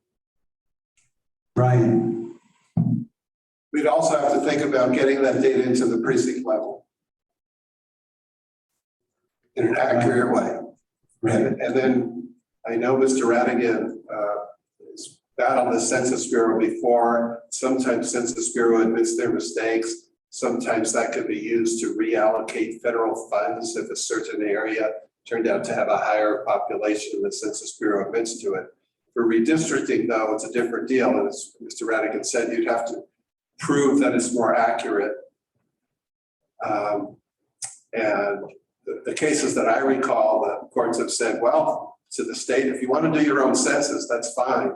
But if you're just going to give us projections, that would be really a challenge, especially getting it into precinct level. When you're wholly containing an entire county like Catherine in a district, it's one thing. But if you're working in Rio Arriba where Espanola is split and you have to accurately predict how many people live on this side in these 22 precincts and this side of these 5 precincts. That would be another challenge, getting it down to the precinct level. And then you'd start projecting and estimating, and that creates issues. There are a small number of states that do use additional data in addition to or in lieu of Census Bureau data, but Well, you know, it's not a good idea to be a lawyer for yourself. We do have lawyers that I think we would need to consult. One option we have is we could form a 3-member fact-finding subcommittee who could work on this issue to see if we can bring it along, not to make a decision on behalf of the CRC, but just to do some of the fact-finding that is involved in this. And then report when you'd be ready to schedule a meeting, if any, on this subject. That's another option available to us. and if I may, part of our contract is we have access to the attorneys. And so we will, on Voting Rights Act issues, and so we can contact them and seek advice as well. If you so choose. Yes, sir. And part of the legal challenge issues, it's one thing if you're trying to challenge a congressional seat, right? Or the reality of whether we should have another congressional seat or not, which is not an issue for this state. But when it comes to the feds coming in and telling the states how to redistrict their House and Senate seats, that's a different issue legally. So we may have a little more latitude there than one would think from a legal perspective. But I like the idea of being able to have a subcommittee meet, Mr. Chair, and as long as it's a bipartisan committee. So that would be one member that was appointed by the Ethics Commission, one Republican and one Democrat. That would be my request if we were going to do that. Any more discussion on that concept? Not that there's a pending motion, but any ideas? I know. Yeah, my vote is for Robert Radigan to be on it as the independent.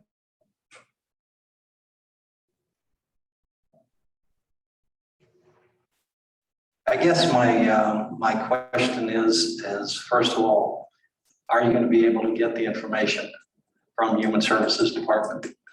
And if you are going to be able to get that information, then how do we, and I think it might be an insurmountable job to try to insert those numbers into precinct level.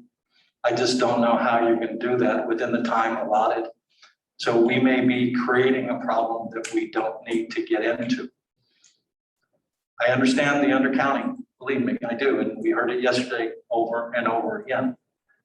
But if we're not able to get the information, or if we get the information late, and to Member Curtis's comment about the feds not telling us, how to run our state elections, I think the case law tells us how we have to apply, or what law we have to apply. And I think they would come down pretty hard. And besides, I think it would be a lot of confusion to everybody who has an interest in redistricting. So I'm not sure that a subcommittee works. I'm not even sure that you're going to get the information that you're looking for, or when you're going to get the information. Maybe if you request the information, see what the department says before moving forward, that might be an option. But I really think you're putting pressure on research and polling. I think you're putting pressure on this committee to be able to come up with a solution to this type of problem. I don't think this answers the problem. And according to Mr. Radigan, again, it's are these alternative data sources more accurate or not? I mean, and how are we going to determine that? I mean, by our own biases or the beliefs that we have. That's the kind of problem I see that we run into when we're doing something like this, Mr. Chairman.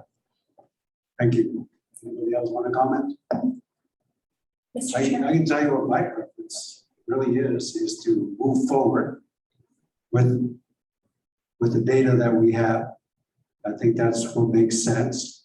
And if somehow Mr. Radigan's outfit discovers that they have more reliable data, that's something we can alert the legislature to. So to me, that may be the safest approach. I know it's not what you're recommending. And I apologize for that, but we've existed for a little over a month, about 6 weeks, and we have to have our work in by October 30th. We want the elections next year to take place, and candidates need to know what districts they're going to be running, where they might be paired, all these other issues that affect our democracy. And if we come out with the data as valid as anything else we have, then we can move forward. And the legislature can move forward. If not, then it becomes a policy decision for the legislature to make. How much they want to impact elections next year is a serious policy decision. It's one of the problems we have with the courts drawing maps is they don't get drawn until February of the election year. Meantime, legislators and candidates are scratching their head, which district do I really belong in? Those are all the complications that occur with delay. Not the state's fault, obviously. The Census Bureau, this decade is very unique. That's my preference committee. I put it out there, the 3-member committee, because it's an option available to us. And I just wanted you to be aware of that. And I understand why you're actually both the chair and member Santos, what both of you are saying, and obviously we have a law that we have to follow.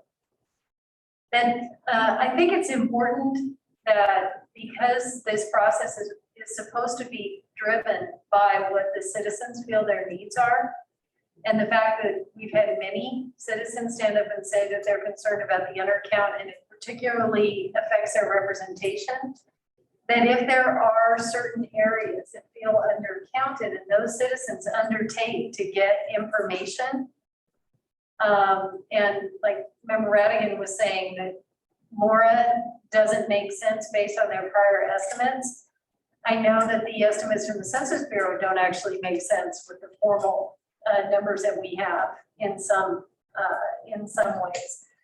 So if the citizens tell us that Mora County says we are not down 15% and here's why, here's our information, I think that's something that we ought to be considering and that we'll have the ability to do that throughout this process. So I'm sort of in the middle, okay? So I agree with Member Radigan and that they're going to be doing that work and I'd like to hear it. And to figure out how we hear that information as soon as it's available is something that we just need to be on the look for. But if the citizens are telling us that there are problems, then, and they give us information that supports those problems exist, then we can figure out what to do with it. I don't want there to be I don't want to be looking for a problem, as Member Sanchez said a minute ago. But I don't want to be deaf either to the idea that people are saying this. Mr. Chair, if I may, Yes, go ahead. we have a problem. We are severely undercounted. Year after year, decades after decades. I don't understand how we can relay the message more. There's so many problems that come with being severely undercounted that maybe you guys just don't understand, because we here in our county, in Taos County and Mora and all the other rural areas around us, it affects our funding too. It affects our schools, it affects our roads, it affects every aspect of how we live our lives in rural New Mexico, and we have a problem. I hear you loud and clear, and the funding issue is something we would be able to address even with our reliable data. That's whatever the Census Bureau came up with, the funding is going to be done on that basis. We have the authority under the legislation to consider reliable alternative sources of reliable data, and a majority of the committee agrees to. We don't even know if there's reliable data out there. I ask the public, please, if you have sources of reliable data get them to us as soon as possible. You can contact us by email, you can contact us on the website. Phone numbers. But we'll make it easy for you to contact us, but without any assistance from the public or the communities that believe that they've been undercounted, and if they can show us some reliable data while geospatial services, Robert Radigan's group are working on it. We're open to information.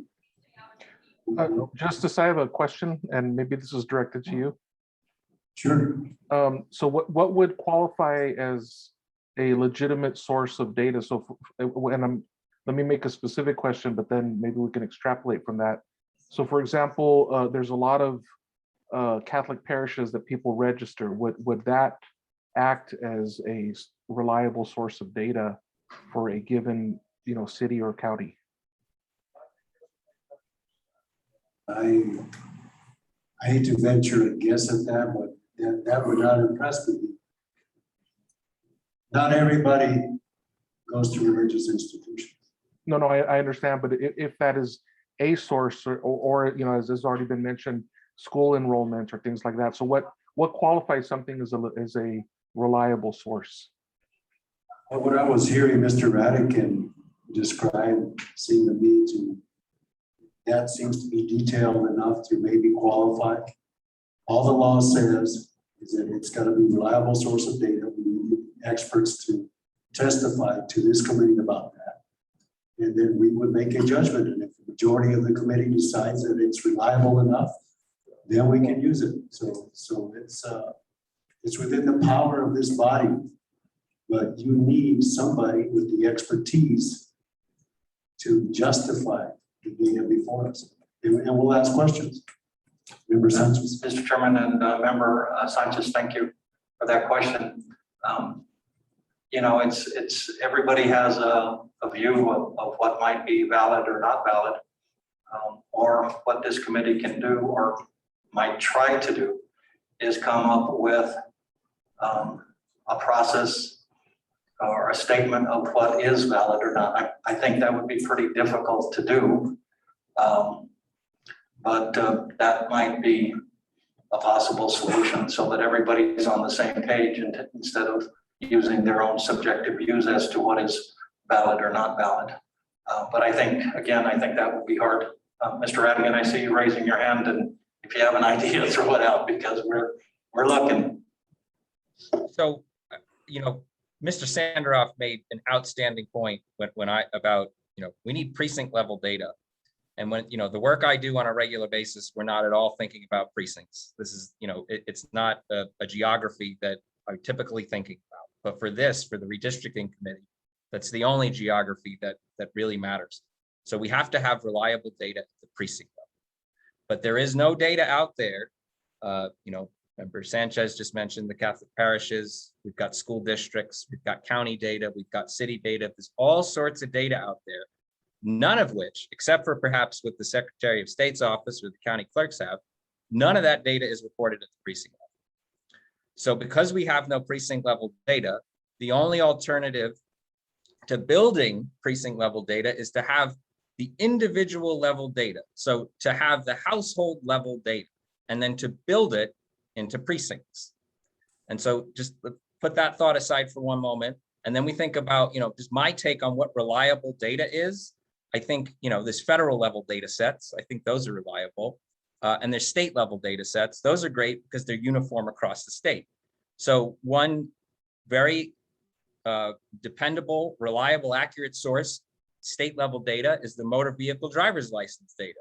So that's something my team has access to. My data sharing agreement wouldn't let me right now apply it to this effort, but possibly we get the data sharing agreement amended with our taxation and revenue department.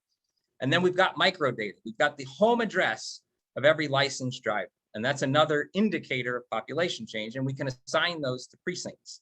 But the problem is we just don't have that many address level data sets. So there's motor vehicle drivers, there's voters, registered voters. There's the Medicaid data that we could hopefully get. That's not a silver bullet, but that's one more piece of the puzzle. So, I'm just thinking this all through as we're discussing, but I do appreciate your idea, Justice Chavez, that we form a working group or a subcommittee just to, for me to talk about, what I know and what's possible with other members of the committee, and then, get creative with this and just make sure that we're taking advantage of our statutory authority to use alternative sources of data. And I'd be more than happy to serve on. You have my support. Anything else? Is there a motion? Actually, Mr. Chair, if I can make one comment. Sure. I share the concern of Member Michael Sanchez. I think this could be taking on just an enormous task at this point. And I'm not sure we have to. From what I understood from what Member Radigan just said, and please correct me if I am wrong, his work already will identify, at least for his group, if they see there is perhaps a problem with the census data, perhaps an outlier, and he can inform us of that. It would not have the information at the precinct level. But if we, and I'm just going to use Mora County because he brought it up, if he believes that Mora County, through his work, was undercounted, we could consider that when we look at the deviation. So it doesn't have to be an exact number. We can just consider, well, would we allow that to perhaps be a -3 or -4%, but we would not normally. Somewhat, if you will, adjusting, thinking, well, there's actually more people there, so it's perhaps not truly a -3 or 4. I'm not suggesting that. I'm simply saying I think there are other ways to do it without getting to the precinct level, which to me sounds like something we just don't have time to do. I find that that is a really smart thought, that the flexibility that exists outside of congressional districts, but within House and Senate districts, to look at what is quote unquote equal population within a certain variance. There may be reasons to justify a variance in a particular area based on could be a way of sort of solving the issue, or at least having enough information or evidence to make a better decision. So because Member Radigan is really the only source of information on this, I don't know that we need a working group as much as we just need communication from Member Radigan about where his team is. So, especially on the Medicaid issue, I'm particularly interested in some of those counties where the estimates are considerably different than the ultimate numbers from the census. Can I add something to that, Chairman? Sure. So what it sounds though like part of what Member Radigan needs is, and I'm willing to do this work if others are as well, but some kind of direct advocacy to some of our federal allies and representatives for access to information that he could use, to fast track that basically. So if there's, a need to do that, and there's lots of, interest groups and activist groups that have testified and I think would be willing to, be a part of an effort like that to get the best possible data, and maybe even some of our tribal brothers and sisters through their institutions, I think that could be helpful. But, let me put that question to Member Radigan. Is that part of what you're asking for? I'm sorry, I didn't quite follow the question. So do you need folks to advocate at the federal level for you to get data as fast as possible? I don't know that at the federal level, I'm going to get anything that's going to help us for this effort. I think the HSD data, that's the best weapon that's missing from my arsenal that I feel could be helpful in this. But, Member Salcedo made an excellent point about the timeline. I mean, if I get that HSD data, I have no idea what it's going to look like and what I'm going to need to do to put it in a place where we can apply it to this effort. Yeah. So then what it sounds like, and I guess this goes back to what Justice Travis has been saying, which is that we got to go with the data that we have, and if people can supplement it directly, then we have to decide on what would be reliable and what would not be reliable. Yes, but I think we need to be very cautious about equity across the state, where we're going to have certain communities come forward with their data and other communities won't, and we have to be careful not to use those data to in a sense prop up the numbers for the communities that provided it, but the communities that didn't, for one reason or another, perhaps because we're working on a tight timeline, we're not going to have an opportunity to solicit data from every community necessarily. The other, tribal communities, we have 22 populated tribal communities, some of whom may be willing to share their tribal enrollment data with us. And I can assure you that some of them probably won't want to share their tribal enrollment data with us. And tribal enrollment data is not a silver bullet either, because the tribal enrollment is just that. It's tribal enrollment. It's not necessarily, this is how many people are living within the reservation. There could be tribal enrollment. You have individuals who are living in Albuquerque or some other state or some other part of the country. So that's why my inclination is to turn to that HSD data, because that's a uniform state level data set. We don't have the equity concern. Oh, I see. So that's state level, not federal. Got it. Correct. Yes, it's Medicaid is federal dollars, but it's administered at the state level, which is why they have that. Makes sense. But you're still having trouble getting that at the state level. Correct. We have been unsuccessful. Yeah, we've wanted that data since before I joined this team. We've just never had success with getting the data sharing agreement in place with HS. Member Michael Sanchez. Mr. Chairman, and thank Member Sanchez and Radigan for that dialogue. Then I think it's incumbent upon us as a committee and you as chair to send a letter to HSD requesting that information be made available to UNM or Mr. Radigan's organization, and see if that would have some impact in terms of getting that information, and in the letter expressing time is of the essence in terms of trying to get this thing done. I know that sometimes government works pretty slow, but I think if this full committee agrees or signs a letter along with you, that might have an impact on the governor or HSD secretary. So that's what I would propose. And we'll get that done tomorrow. Thank you. Thank you. Next, we have joining us from Zoom, Paula Garcia, the Executive Director of the New Mexico Acequia Association, and then one of her board members, Don Bustos, will also be presenting on Zoom following Paula.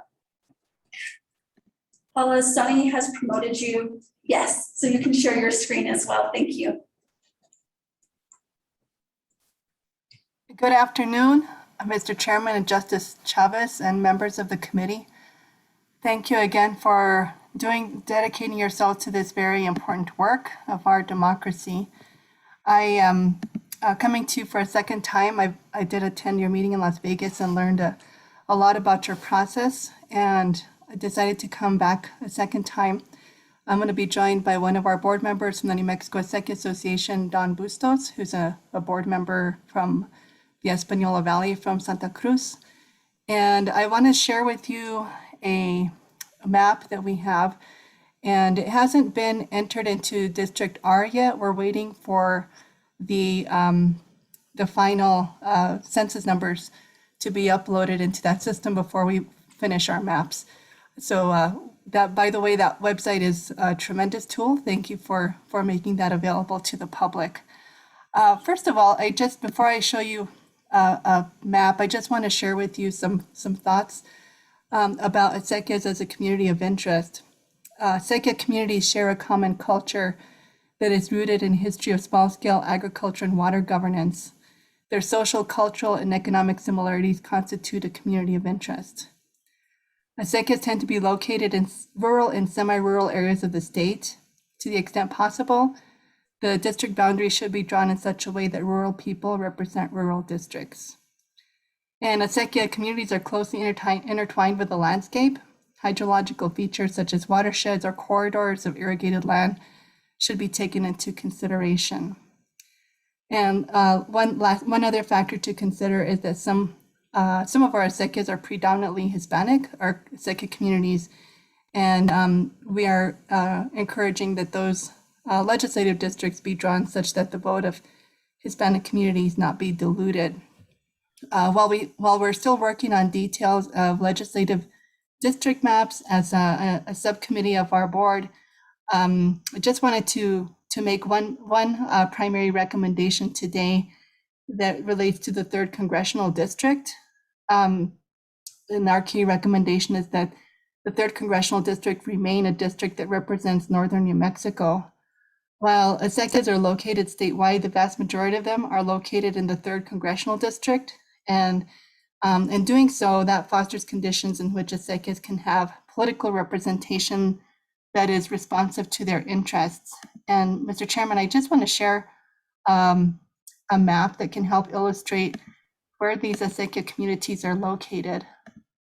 And as soon as we're able, we will be making this, we'll translate this into the District R system that you've provided to us. But I just want to illustrate to you that there are about 600.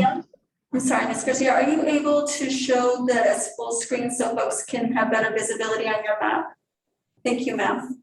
Thank you.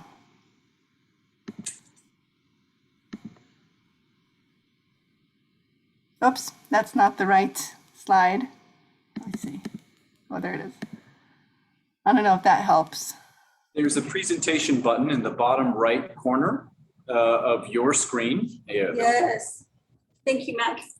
Okay, thank you. Zoom proficiency is a work in progress on my end, so thanks for your patience.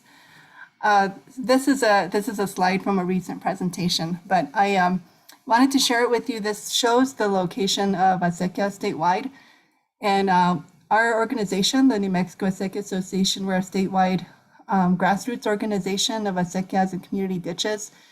And we've done an inventory in the last 3 years and have updated contact information on 640 acequias in the state. So these are each ranging in size from 3 families to over 300 families, depending on the location. And each of these acequias has common customs and culture, and they're clustered around tributaries, rivers. They have a long history of land-based culture and small-scale agriculture. And I've listed the rivers where they're primarily located. But of the 640 that have been inventoried in the state, the vast majority of them are in north central New Mexico, about 2/3 of them. And that is a region that is contained within the current 3rd Congressional District.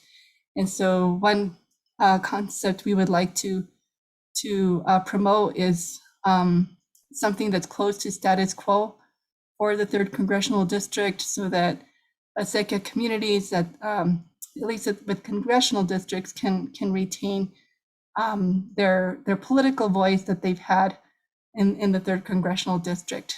And I just want to make a comment also about the legislative districts and the challenges you're facing with the population declines on the east side of the state. And one thing I would ask the committee to be mindful about is that we have, if you look in the Mora and San Miguel areas, those districts are vulnerable to being absorbed into districts on the east side of the state. And we've been seeing this dynamic for the last 20 years.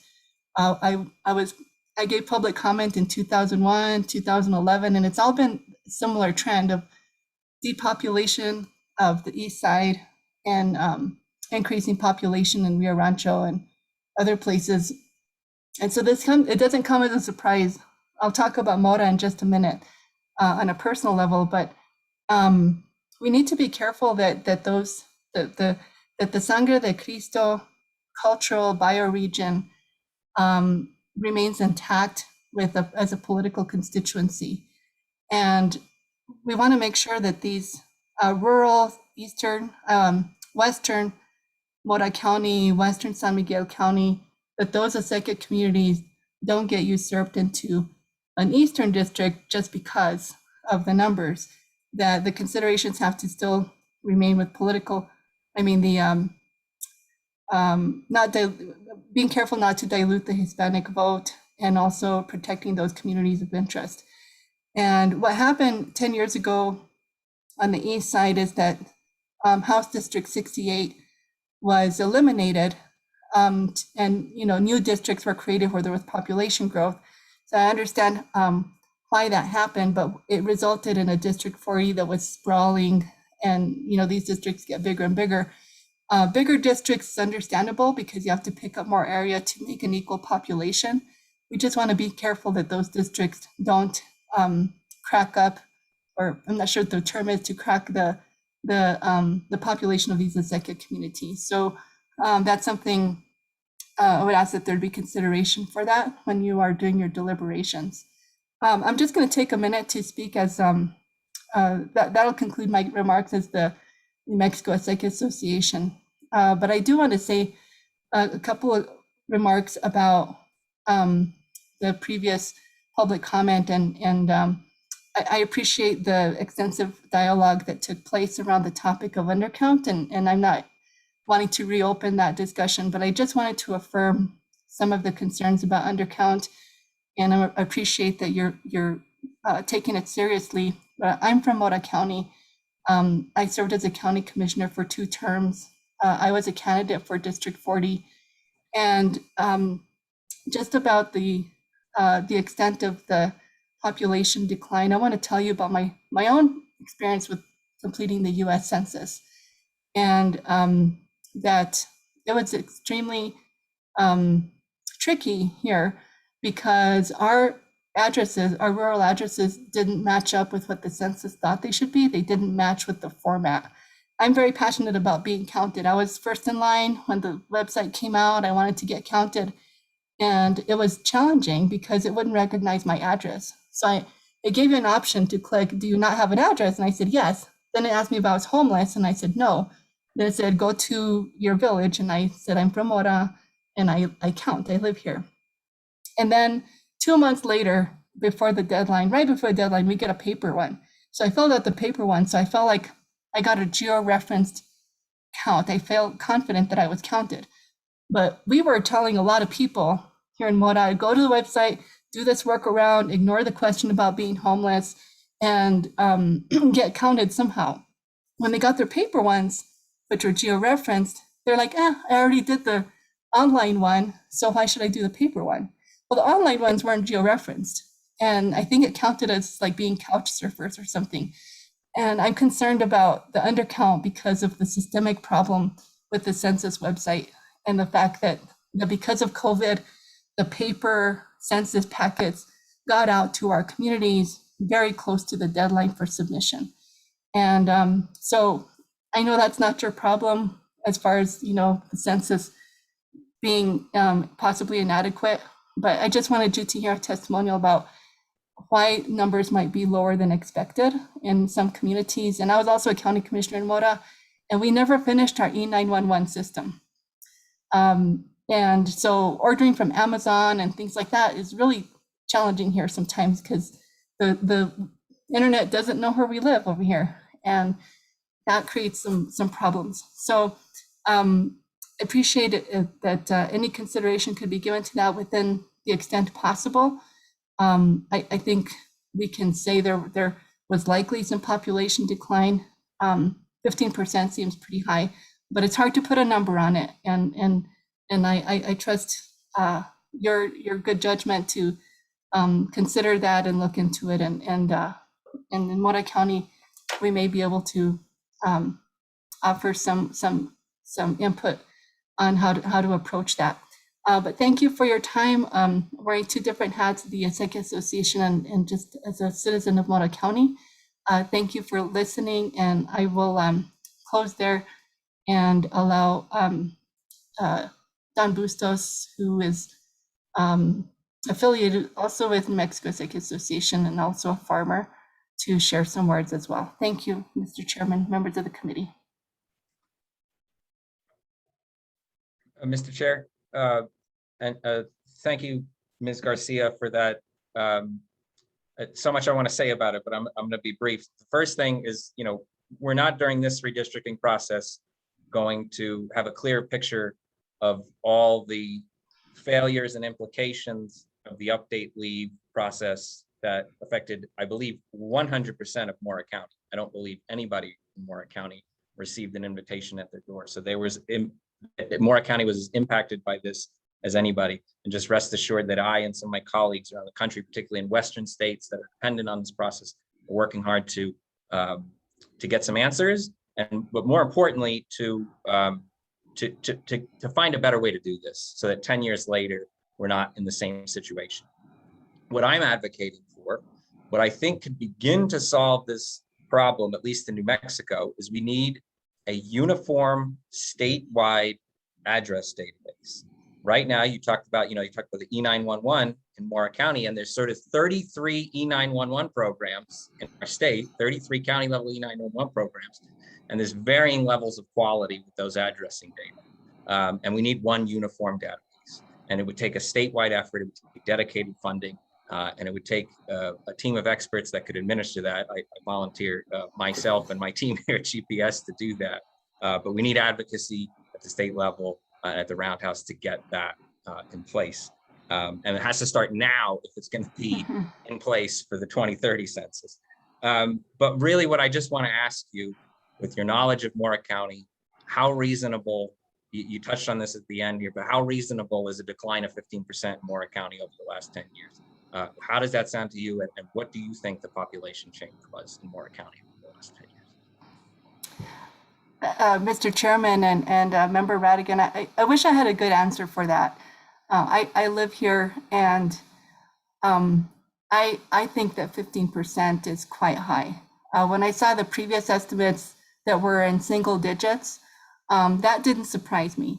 Seeing double digits, that stunned me, to tell you the truth.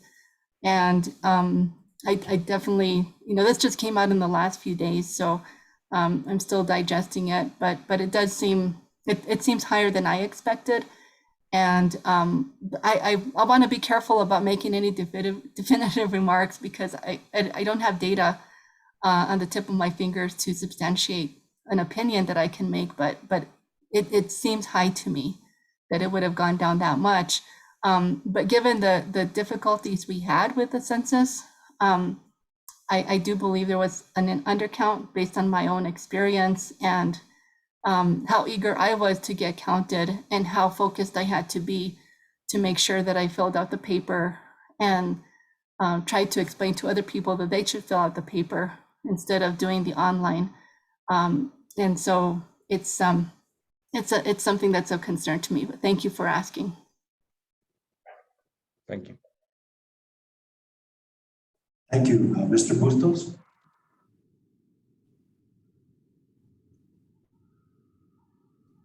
Mr. Bustos, I've permitted you to talk. You can unmute yourself whenever you like. There you go. Can you hear me now? Sir. Oh, thank you very much, Mr. Chairman, members of the committee. Thank you very much for allowing me to speak to you and address your committee. As Paula mentioned before, my name is Don Bustos. I own a small certified organic farm in the beautiful village of Santa Cruz in Rio Arriba County, and I'm a proud member of the New Mexico Acequia Association Board and a member of their board, Concilio. I'm a proud Norteño.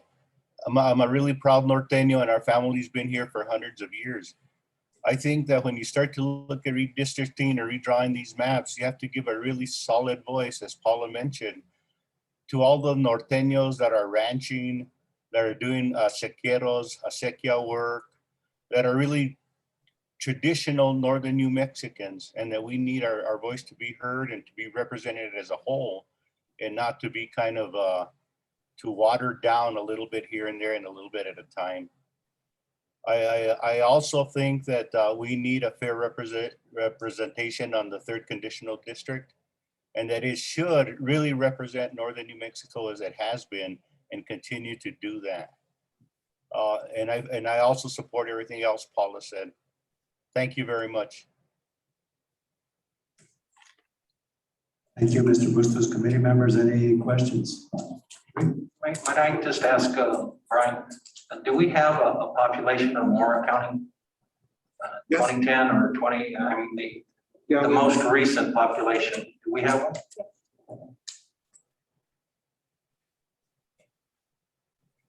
The 2020 census puts Mora County at 3,499 total adult population. That's the 2020 census? That's correct. And that's just adult population. I don't have the total population from me. Oh, no, I do. Hold on a second.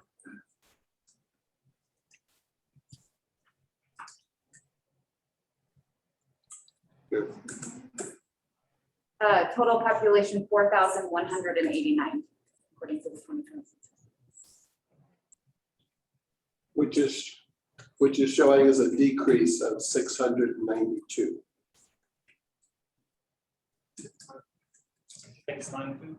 So in 2010, the census showed Mora County with 4,881, and in 2020, 4,189. Thank you. Mr. Radigan, do you have last year's estimates on the Census Bureau? Trying to pull those up right now. I'm on my personal laptop, so I don't have my work stuff handy, but I'm trying to find them. I just wanted to share, I appreciate Mr. Bustos' use of language and not wanting to water down the work of the acequia workers. I heard that too.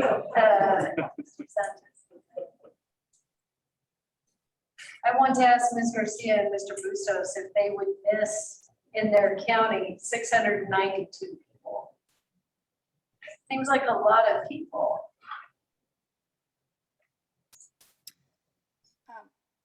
Mr. Chairman and Member Curtis, in a small community where everybody knows everybody, we do get a sense of population decline in terms of the older generation passing away, and the outmigration of younger families. So I think that is happening to a certain extent. But that being said, for those of us who do stay and are involved in the community, there's there is a sense that population is declining.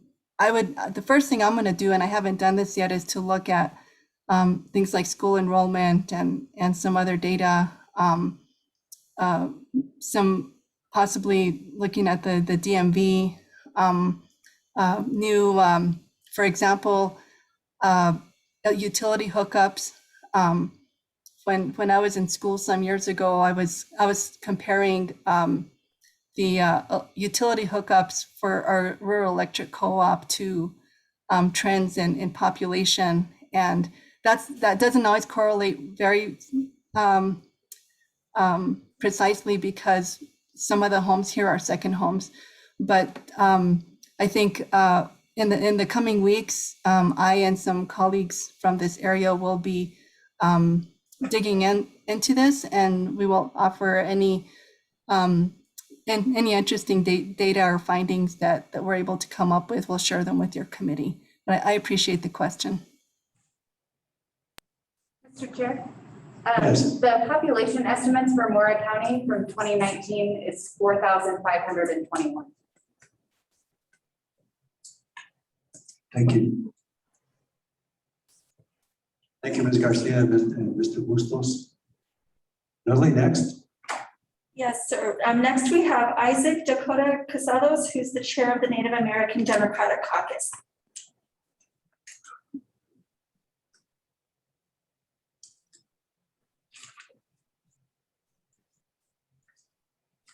Mr. Chair, committee members, thank you so much for being in Espanola today. I would be remiss if I didn't start off with a story of my mother growing up on the Navajo reservation with no water. Her mother did not have running water and or electricity until she was 92 years of age. And so the disparity that we see in northern New Mexico is prevalent everywhere throughout New Mexico. That we have communities that otherwise have been really disregarded or given kind of second status of citizenship that I think is a challenge. I commend Representative Montoya and the work that he's doing in rural New Mexico, as well as what Representative Herrera has been doing to really begin addressing some of those key fundamental changes. But I think if we go back to 1948, August 3rd, almost 73 years ago, 36 years after the founding of our state, was the first time that New Mexicans, specifically Native Americans, received the right to vote. Miguel Trujillo, through his efforts, was able to give us that right. And I think if we look at the data and the information, our organization represents over 72,000 voters throughout New Mexico, 23 tribal sovereign nations, which in their own right have their own ability to be able to make their own decisions at the same level as the state. And I believe you heard in the testimony that Regis Pecos gave yesterday, Governor Valle and other members of AIPC, the voice of Native Americans specifically on this commission, and in looking at the redrawing of these district areas, has been negated. And I think that that's something that as we as Native Americans have taken on a really unique advocacy in ensuring that our voices are protected, because only 73 years ago were we considered equal. One of the things that I believe we're talking about, and we talk to numerous of our partners from NAVA to the AIPC all the way down, is that corridors around our tribal and sovereign nations are going to be adversely challenged, or they may be affected. And the question is how do we ensure that the reps and the senators around that area, number one, are continually supported? Number two, how do we increase representation of Native American voices? We're at 13% in population as of, I think it's 12.4% of total population in the state of New Mexico in this current census number. But it's going to affect representatives such as Herrera, Andrea Romero, Senators Jaramillo and Gonzalez, and Representatives Lane and Strickler, Allison and Lundstrom in the Navajo Reservation. And what do those boundaries really look like to ensure that those Native American voices are actually heard at the table? One of the things that I think we heard yesterday, and we're going to continue to reinforce from our membership and our leadership, is that there are continually strong boundaries that solidify Native American leaders and voices within the body, both in the House and in the Senate. Right now, we have a small delegation, and our goal is to find ways that we can increase those numbers. And I understand there may be ways to be able to incorporate other tribal regions that help alleviate that problem.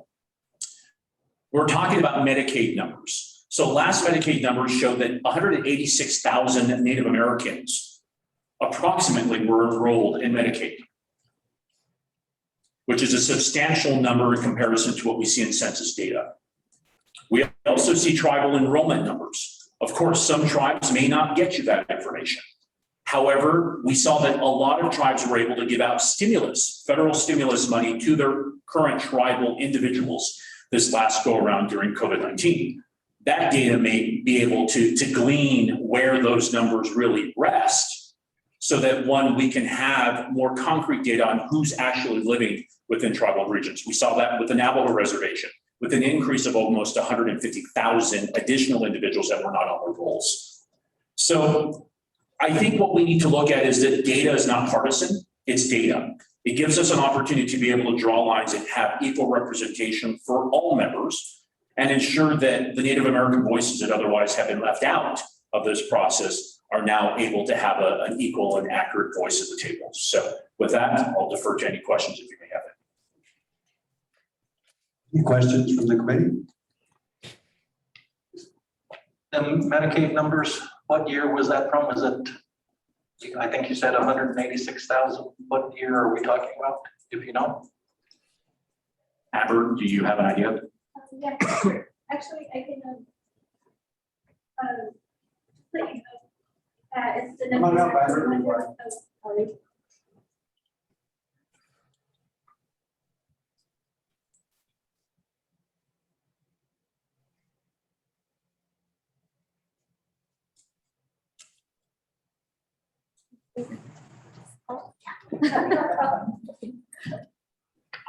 Thank you. Classy Hopa. Good afternoon, Mr. Chairman and members of the committee. And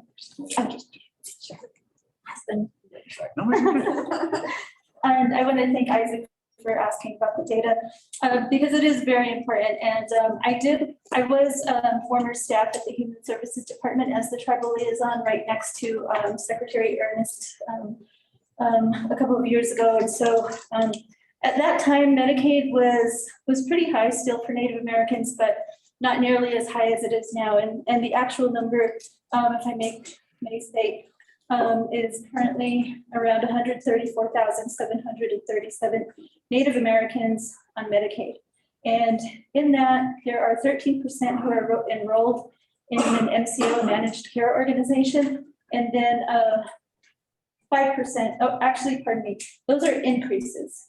Those are increases as of 2020. So 13% increase in 2020 into an MCO, and then 5% increase into fee for service. We currently, and when I say currently, within the year is pretty much where the data rests. 3,833 in an MCO, 70,586 in fee for service. So again, that's a total of 134,737 Native Americans. And in order to qualify for Medicare, you have to have an income below 133% of the federal poverty level. And so those are enormous numbers. Those are staggering numbers. Those are a result of the pandemic, which impacted tribes in a most severe way and impacted the economies of many of our cottage industry workers who really fuel the tourism industry of New Mexico. You see all of our folks who work from home, who create magnificent works of art, who contribute to the economy, who contribute to our culture, and this is the state of something that we should really be concerned about. And when we talk about gathering data from HSD, I think it's a great idea, but we have to remember that HSD mostly offers those safety net programs. And so the data that they're going to be extrapolating is based on income quite a bit. For instance, they have the SNAP programs, that's income driven. They have the income support division, of course, Medicaid and Medicare, and they have behavioral health programs. And so I think Mr. Radigan did make a very valid point that the data, if it's layer by layer based on certain criteria like income, the more that you can gather, the more of a full picture you have. But it does take quite a bit of time, and HSD does have a data book. It's pretty easy to find. It's on their homepage, and it does offer more information about a lot of types of data. It's a very large, massive data book. But for Native Americans on Medicaid, the highest percentage is in Cibola County, which is 57.1%. And then, and with the exception of Harding, you'll find Native Americans on Medicaid in all of the counties, and with the lowest being in Dabapta at 21.1%. So, thank you. Thank you, Amber. I do know that Secretary Scraggs is pretty good about data books. These are data on steroids. So I'm hoping that he'll be able to help us. So, all right, anything else? Lily. Ms. Cadillo was up next to make a presentation, not just about the data. So come on back, my friend. Right, thank you. Very nice how that worked out. So thank you again, Mr. Chairman and members of the committee. I did, yesterday I made a terrible mistake. I left out one of our most important, all of our members of our committee at the All Pueblo Council of Governors are vastly important and contribute so much to us. But I did mention yesterday that what's important to us in the redistricting process is resources and making sure that our community members benefit from the resources that ultimately come out of redistricting. And so, and I focused on education, and I'll do that again today because education right now in the state of New Mexico for Native Americans, at-risk youth, low-income students, disabled students, English language learners have a terrible condition in which they are not receiving adequate education here in New Mexico. And Mr. Preston Sanchez is part of our ad hoc committee. Preston Sanchez is the lead attorney on the Yazzie Martinez case, and he has been a tremendous contributor to all of the work that we're doing with regard to ending systemic racism in the education department, and not in the department so much as in other sectors of what makes New Mexico's infrastructure on education. And so at this time, we do want to bring attention to the fact that we do experience systemic racism, and we ask that it be eliminated from all aspects of our legislative processes and all of the decision making that takes place. It is a blight on what we could be doing and doing so much better. So one of the other things that I wanted to mention is that while we appreciate SB 304 and its attempt to democratize New Mexico's redistricting process, once your process is done, and we do have tremendous faith in this process, I think we're all learning from it. And I think that we are hearing from so many people with so many things that contribute to the decision-making in New Mexico. But what I wanted to say that once it's out of this committee and into the hands of the legislators, I think there's demonstrated evidence that once it gets into the hands of the legislators, and no shade on the legislators, but it does become sort of a backroom process. And there isn't as much sunshine on that process. And so what we ask is that this suggests that part of the process that is not in the public domain and in the interest of Pueblos, tribes, and nations, tribal consultation should be catalyzed. If it appears that something is going against our preferences and our interest, we should consider what prevents us from going into litigation then? How can we stop that?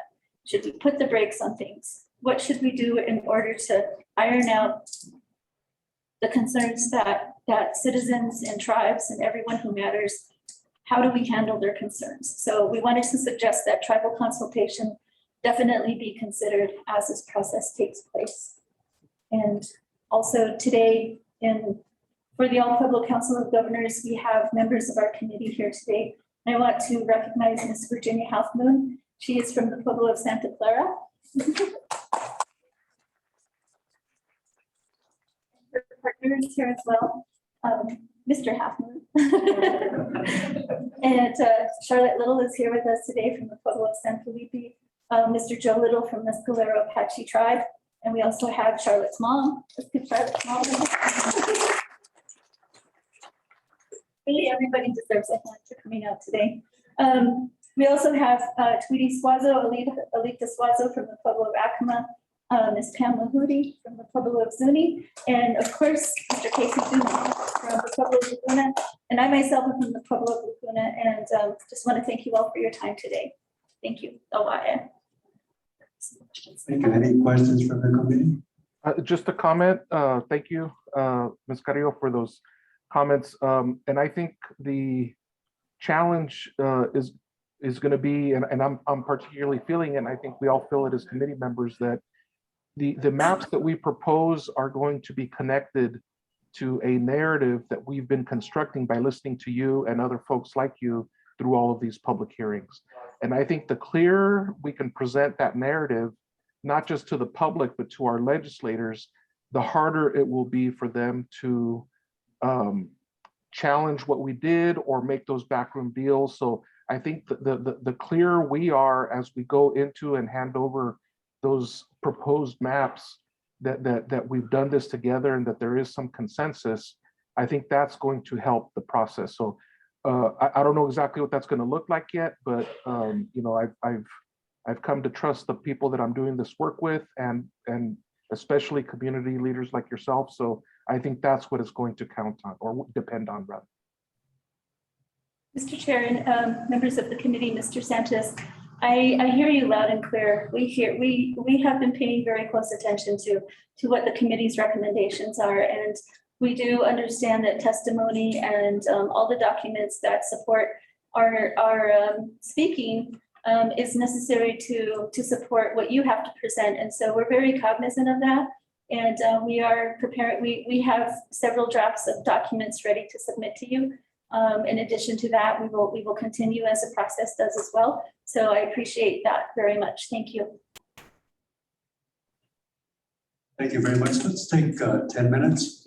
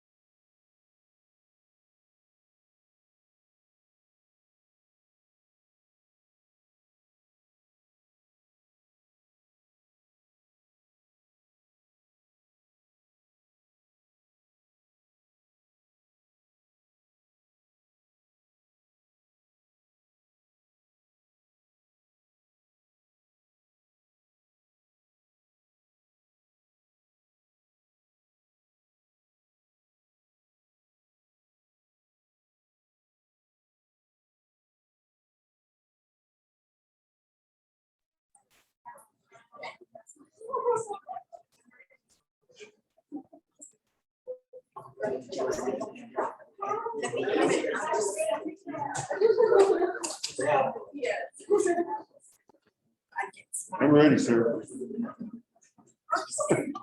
Waiting for everybody else. Okay, folks, we're gonna go ahead and get back together. You can find your seats, please. Thank you. I'm gonna call our member committee and then we'll. No problem.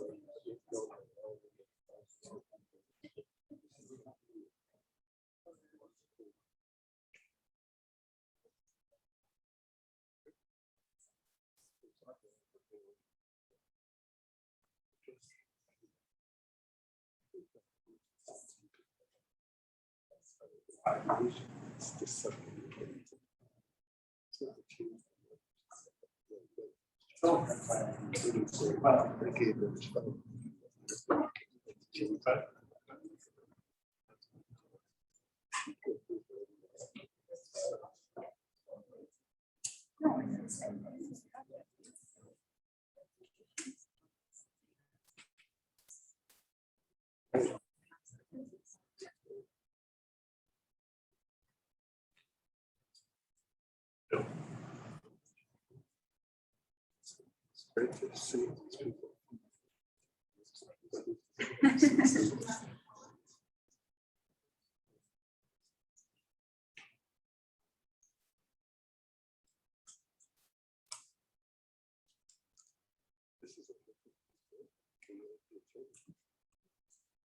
Yes, the first thing.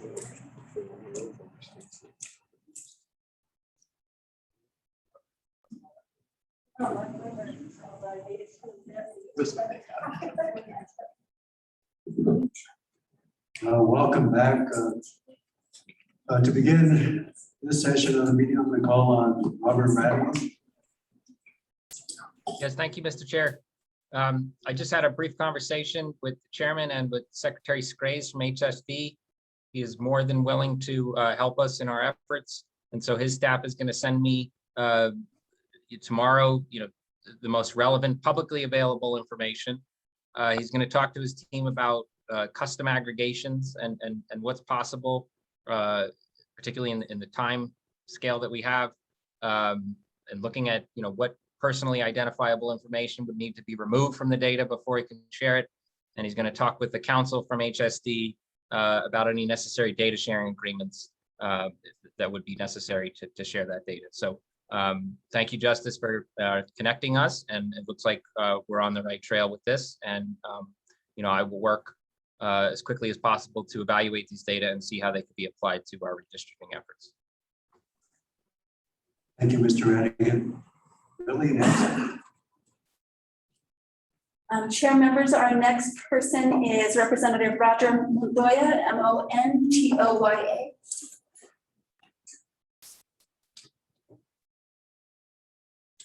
Mr. Chairman and members and those watching at home.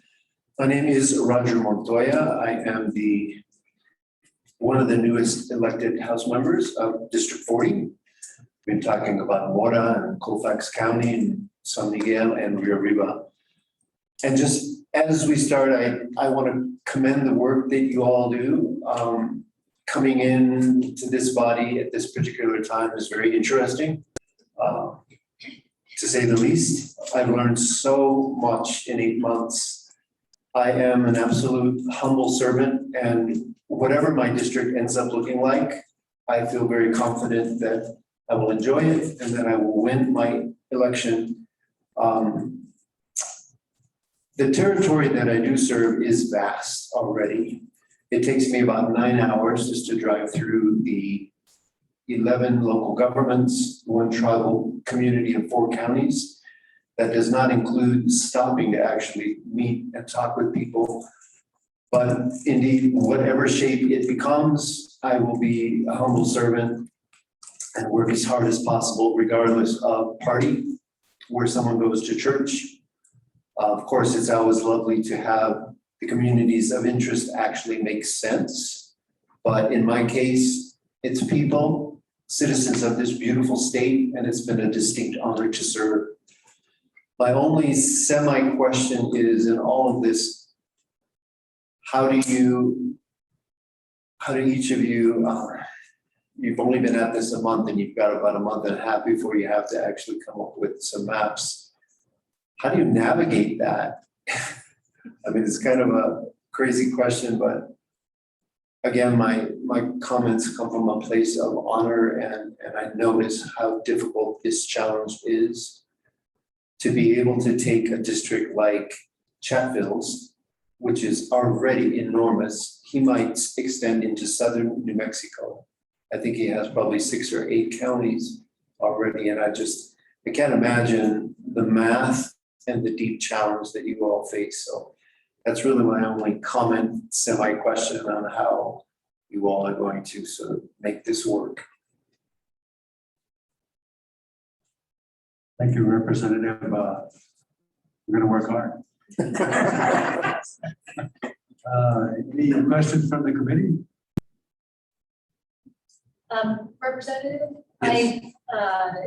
if I'm looking at your district correctly, it's in Colfax, Mora, Rio Arriba, and San Miguel. Yes, just a small portion of San Miguel County. Okay, and so because we really are here to, assuming that Mora has lost, and Colfax County, if I remember right, from the numbers that we were Yes. looking at, significant population. And it's not that any of the areas around you have gained a lot of population. Okay, but in the surrounding area, is there some space that you think is more representative of the communities that you represent now?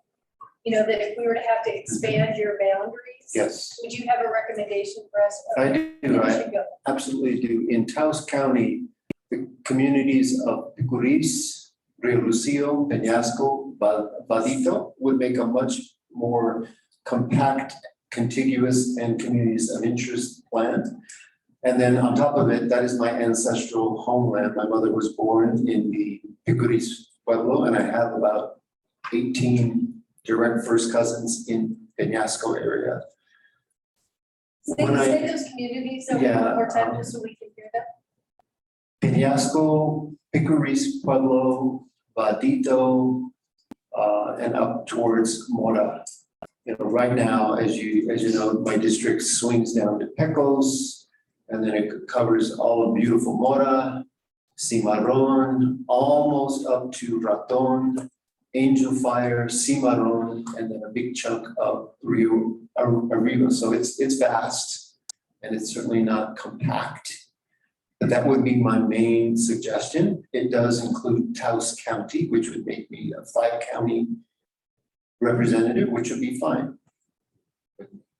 And just to ask the harder question, because I looked at Raton, which would be the big city. Yes. I guess big city, that is completely an inaccurate statement. Well, it's all relative. A town, a big town, right, in that area.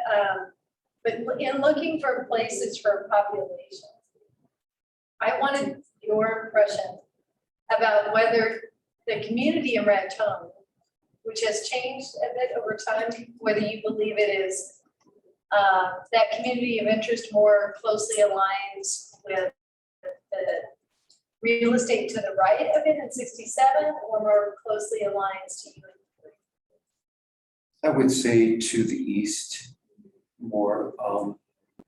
Yeah, I mean, already I'm serving the community of Springer, Cimarron, and territories closer to Raton, and there's a distinct political difference. Although I will say upfront and with the deepest respect, I will serve all of my citizens equally, and I've made wonderful inroads because of my character and also because that's my duty. So I'm not saying I don't want to go in any one direction. I will humbly serve where I am placed, but I do believe that the communities that I mentioned earlier of Peñasco, I already have the mountain villages on that side from Chimayo and Córdoba and Truchas and Osaco. And then it stops. And then I jump completely over the beautiful mountain. The drive is certainly beautiful to Mora. So it seems that if that was connected, it would make more sense in terms of communities of interest. It would not increase the population to the degree that I would need, but it would be a good start. Thank you very much. Thank you so much. I appreciate it. Thank you. Can I ask a quick question to Representative Montoya? Hi, sir. I distinctly recall the one time I believe we met, it was a complete count committee meeting, Rio Arriba County Presbyterian Hospital. It's Yes. My sense was you were not you were not an expert in the census or had given it a great deal of thought, but I kind of gave an opening pitch and I could tell you were 100% on board and like, what do we need to do? We got to get our community counted. Let's get to work. And I really appreciate that attitude. And so I was very pleased to see when you were elected to the House. My question is, I don't want to make our work any more difficult than it is. And we have so many different constraints that we're working under and so many different parameters that we have to satisfy. One of them being a contiguous district. And while your district is contiguous, I think, and you can correct me if I'm wrong, that it's an example of a district where you can't drive from one end of the district to the other without driving through another district. In other words, can you drive from the east side of the Sangre de Cristos to the west without driving into another district? I don't think you can. And if so, what challenges that creates, and if that's something that we should be considering, not just contiguity, but making it so that you can just drive through the district without having to leave it. I don't know if you have any thoughts on that. First of all, I appreciate your memory. I also remember that meeting. It was very important.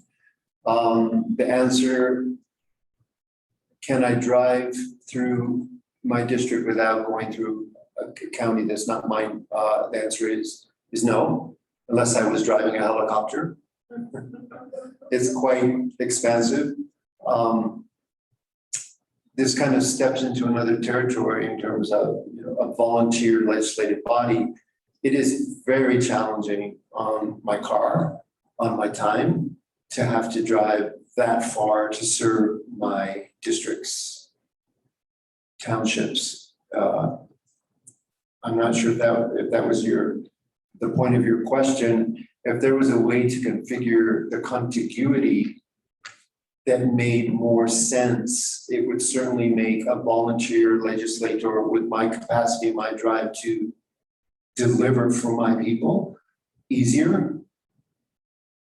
It is a very big challenge. I am neither rich or, well, I am resourceful. I'm not retired yet. It is a real challenge, and only having served in this legislative body for about 8 months, I don't know how people have done this as long as they have, particularly those that have the district with the land mass that I do, and I know there are many.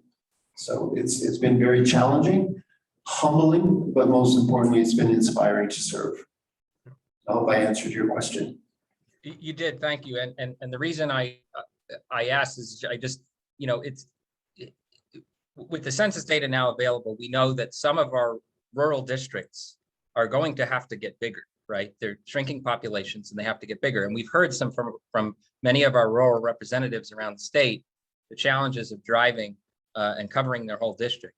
And so I just want the committee, as we move into the map drawing phase, to recognize that as we build some of these rural districts, it's not just about contiguity, that we should be considering is there a road that goes from, you add a precinct, you had 2 or 3 precincts. Is there a road that goes from the existing district into those new precincts? And I appreciate your support in making that point to the rest of the committee. Thank you. Thank you. Thank you, Representative. Excuse me, Mr. Chair and Member Radigan, I wanted to note that in the software we'll be using for redistricting, there is a tool called Travel Contiguity that will tell us if there is roads or not that will go between the districts without leaving the district. Fantastic. I did not know that. It's great to hear. Thank you, Brittany. Thank you, Brittany. Next up, we have Representative Susan Herrera, that's Herrera.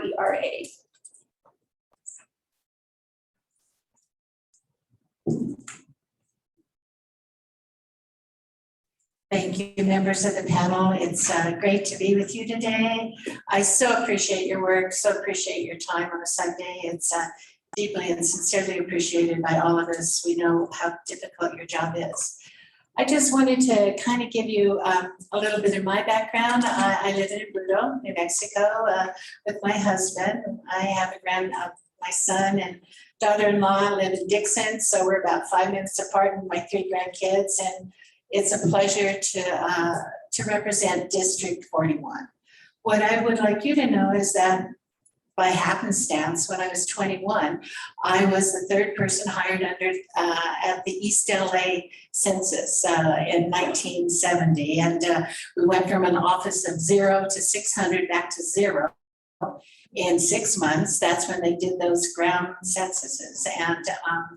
And I was the 3rd person in charge, and I thought I was such a hot shot reporting to Washington, D.C., all the numbers. And of course, I was in charge of payroll, and they were always late. So I had 600 people lined up at my door every other week. But it was a great experience and a great job. Learned a lot. I've just learned a lot about the census over the years. And then in 1982, I was director of the Congressional Hispanic Caucus, and at that time, they were doing the Voting Rights, the Voting Act amendments of 1982. It really wasn't anything like it is today. Ronald Reagan was the president at the time. He passed that legislation. Everybody was trying to reach out to more voters and to try and get as many people included in the voting rolls all over the country. So it was totally different from what it is now. And then in 2019, in my first year as a representative in the House, I worked with the governor and senators and colleagues in the House, and I was a co-sponsor of Senate Bill 4 in the House, which was the Census Count Committee. We allocated another $8 million so that we could reach out to these counties and help with the census count, so that we could give more money to these county committees to build them up. And I was very active in the census count when that started. And I just want you to know, the day, it was March 12th, the day we were kicking off the census count in Rio Arriba County was the same day, and it was, we were all at a meeting, and the governor's office got on and said, I just have to tell everybody we're shutting down. It's COVID. We've got to shut down the whole state. And you just cancel what you're doing now, because we've got to regroup and figure out how we're going to do this again. I also want to tell you about the census. My husband filled out our census form right away, sent it in. We're real big census people at my house, so we got it in right away, only to be told about 2 weeks later, oh, you were supposed to use the GIS number, and if you didn't get it, you need to get back and do it again. So all the people that filled out that census in the first week were told that form didn't count.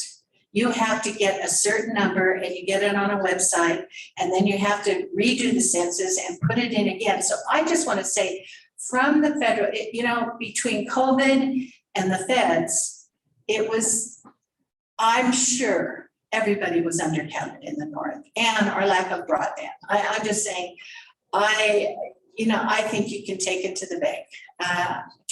There were so many problems implementing that census count at the local level, and COVID was a big part of that. But it was also the feds changing the rules all the time. so that nobody really knew where we were, and the problem with not being able to get it at your post office box. I mean, there were just huge problems that people didn't anticipate for a number of reasons, and I won't explain that anymore, and I'm sure you all know about it. What I would like to talk about is that voting and districts are not all about counting. It's also from the other side, you know, when we have districts that represent the people. And this is a huge problem, and I just want to talk about it. Really doesn't have anything to do with your job, but I think it is something we all need to think about and recognize. Joseph Sanchez was here. He's not here. He was here earlier. When he decided to run for Congress, you know, his seat was right next to mine. So I, of course, went to Representative Roger Montoya that day and said, hey, I think you ought to run. I think you'd be a great candidate, right? Well, Roger kind of took his time. So I said, well, I better look for some other people. So I went to 5 different kitchen tables. You know, I looked at, because that district is next to mine, I know the people in that district. And I went to 5 different people and I said, hey, would you think about running? We need good people in the House. We need good people. And 3 of them just happened to be Native Americans. I didn't step back and say what Native American would be the best. They just came up as leaders. And actually all 3 of them said, you know, I've thought about it. I'd love to do it.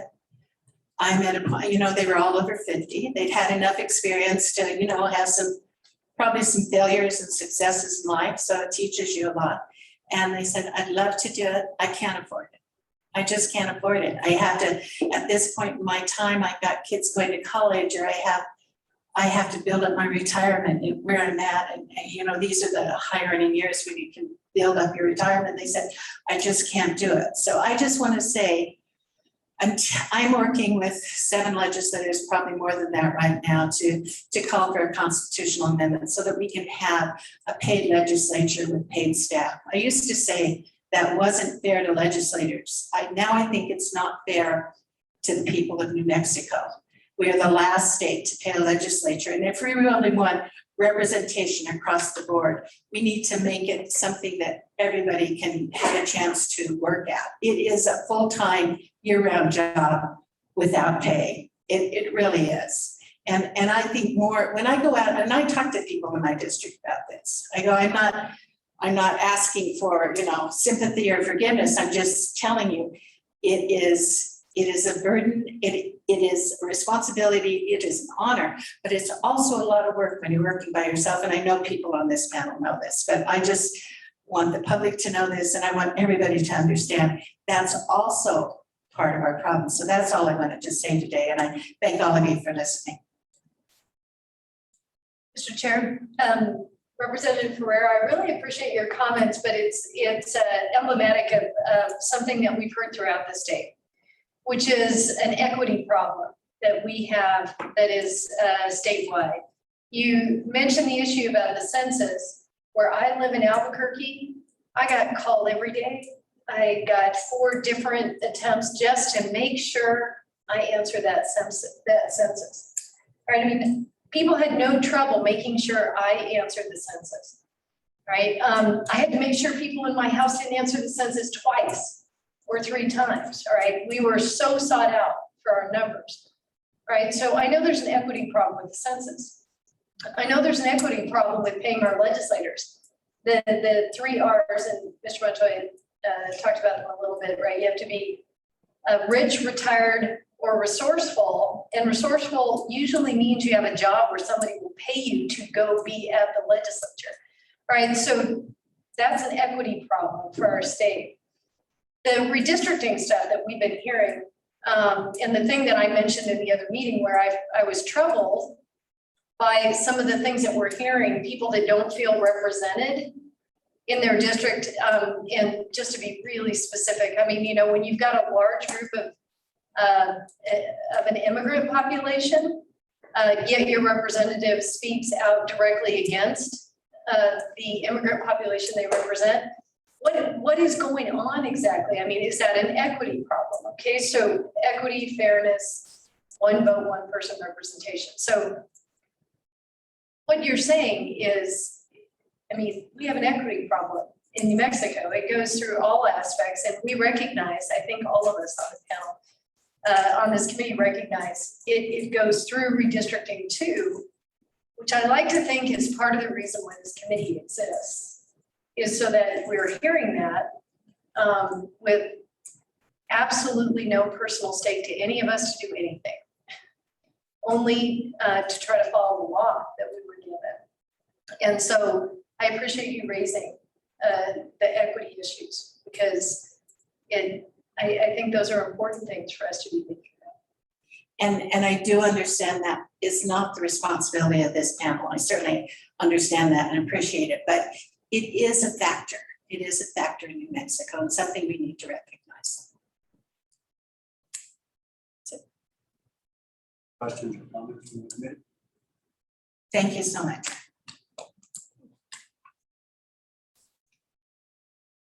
Next, we have Sharon Motola. Just coming on up. And the spelling of that is Mottola.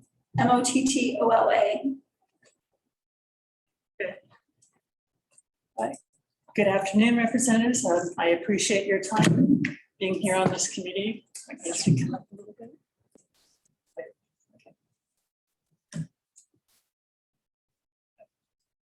I'm here as president of the Acequia del Llano. So I really appreciate and support everything that Paula Garcia said as part of the New Mexico Acequia Association.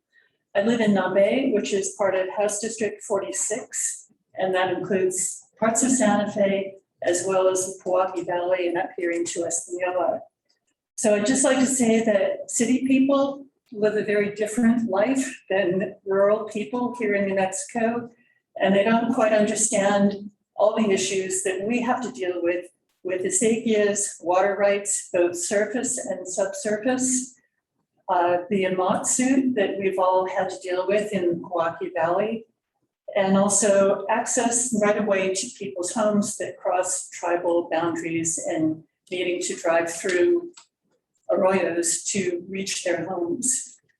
So I'd just like to say that I think rural communities should be kept together in their districts so that they can be represented by someone who has a single voice for their unique concerns. And I really appreciate what you have on your website about people should choose their representatives and not the other way around. Thank you. Questions? Thank you. Okay, you're welcome.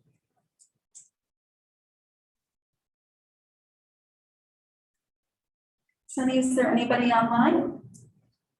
There is nobody with their hand up on Zoom.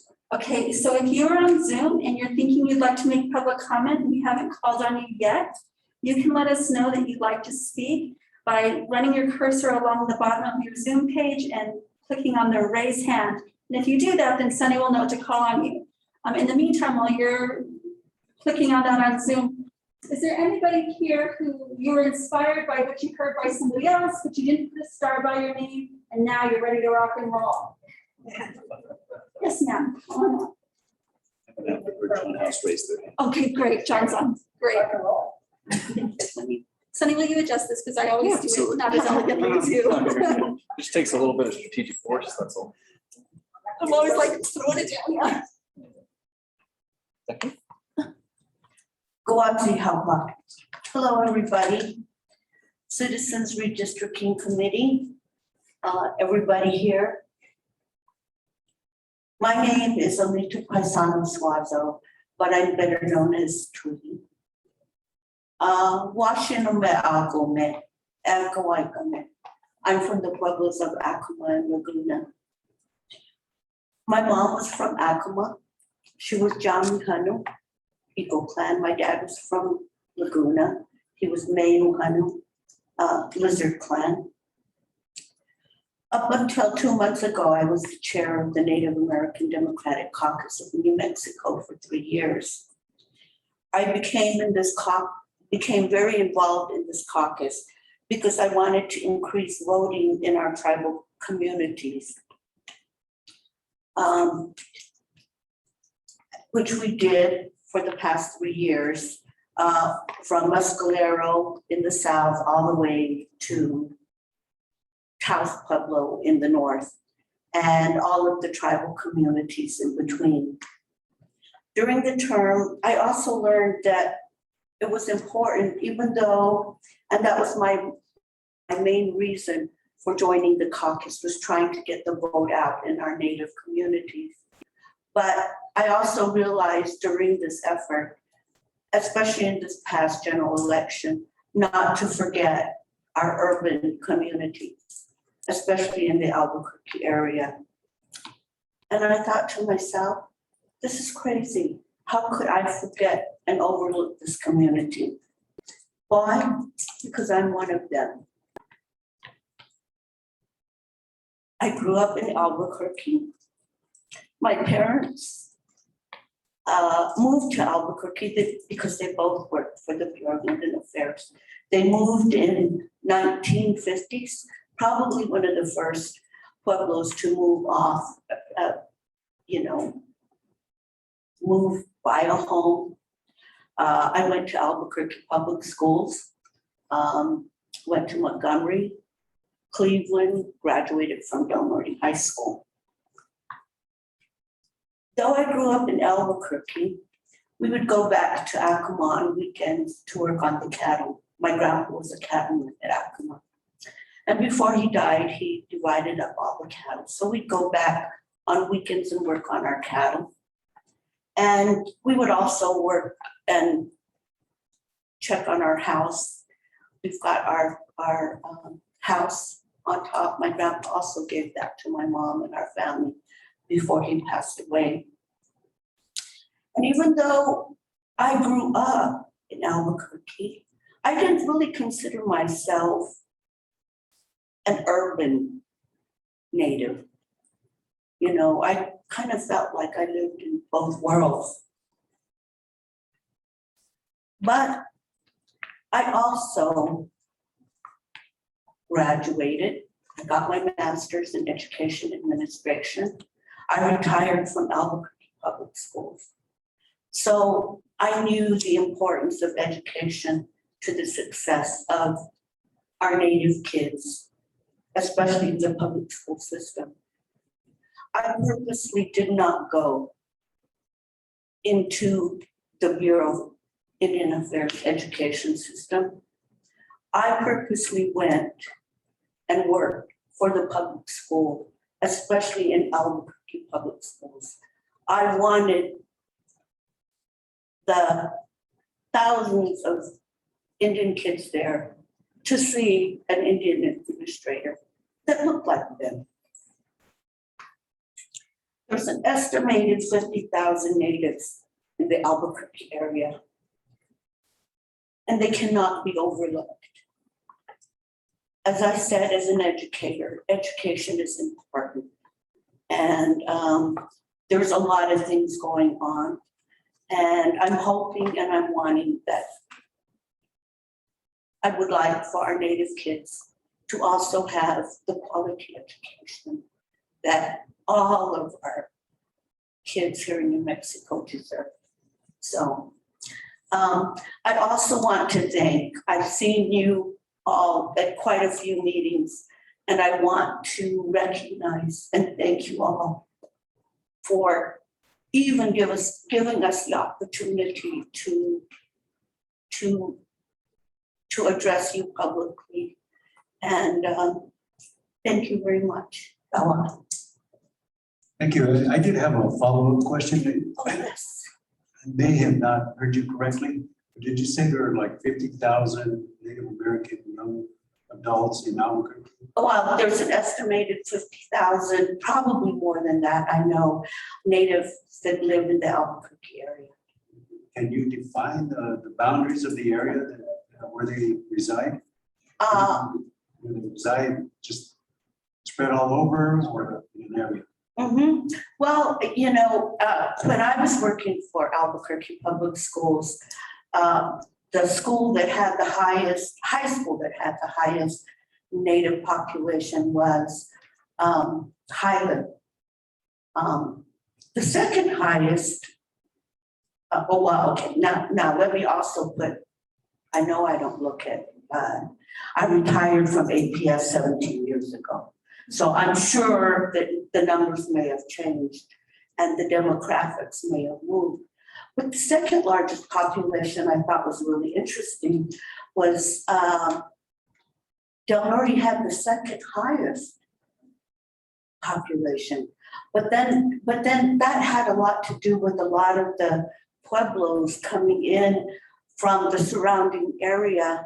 And across the street also was the Indian Health Service that literally was across the street from Del Norte High School. So there were a lot of students that also came in. We had a lot of Native students at West Mesa. We had a lot of Native students, some Native students, quite a few in Albuquerque High. But for the most part, a lot of our Native students were in Highland High School. Thank you. Mr. Chair. Yes. I want to thank you for your testimony over here. Yes. The reason why you were so successful is you went to the best high school in Albuquerque, High School. So I want to say thank you. But all joking aside, I want to thank you for your hard work that you did in getting your education degree, getting your master's, and deciding to give your career to Albuquerque Public Schools, which we know needs a lot of help from brilliant people like you. So thank you so much for your testimony and being here today. Thank you, Dawn. On Zoom, we have John House from Represent Us. John, Sunny is going to advance you so you're able to unmute yourself and participate. John was here earlier and he had to get back, but he was bound and determined to participate. I love that. Thank you, Mr. Chairman, committee members, members of the audience. My name is John House. I'm a resident of Santa Fe and president of Represent Us New Mexico, a nonpartisan, nonprofit organization devoted to the protection and enhancement of democracy. We are a member of the coalition of organizations led by Fair Districts in New Mexico and New Mexico First, whose efforts over the last few years culminated in the passage of the 2021 redistricting law that established this committee. Where we are now is a huge leap forward from redistricting efforts in the past. With the committee's guidance, I am hopeful that we can avoid the bias, discrimination, and party politics that so negatively affected past redistricting efforts in New Mexico.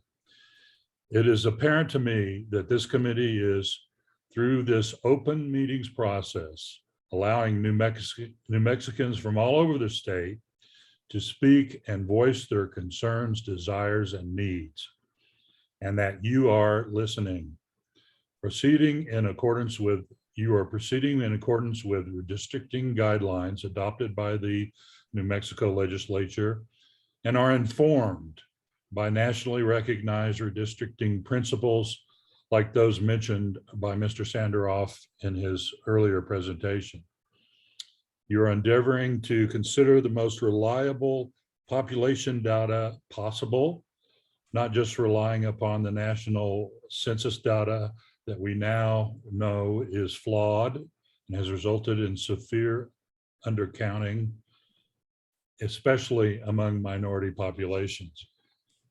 And that you are taking special consideration of circumstances unique to our varied New Mexican communities, individual needs for resources and services, and protecting the integrity of Native American communities.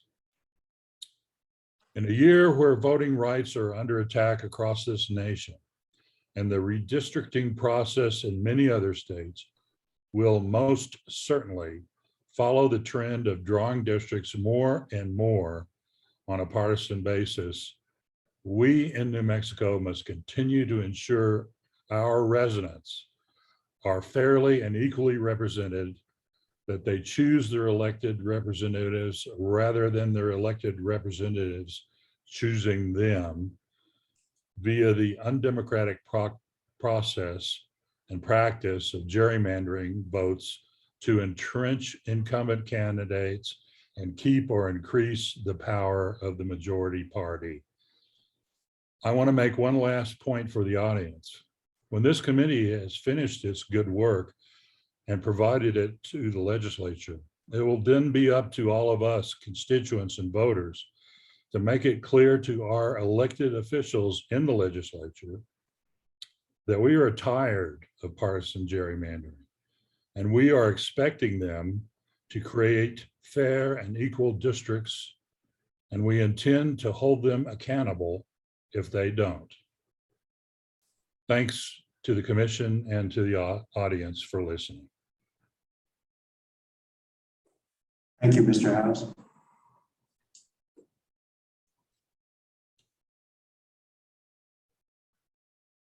All right, we also have the San Juan Gems.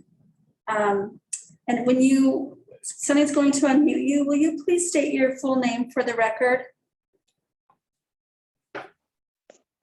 Yes, I will. Thank you. Good afternoon, Chairman, Justices, and members of the panel. First of all, thank you for your service to New Mexico. My name is Songtree Payochi. I am, that's spelled P as in Peter, I-O-C-H-E.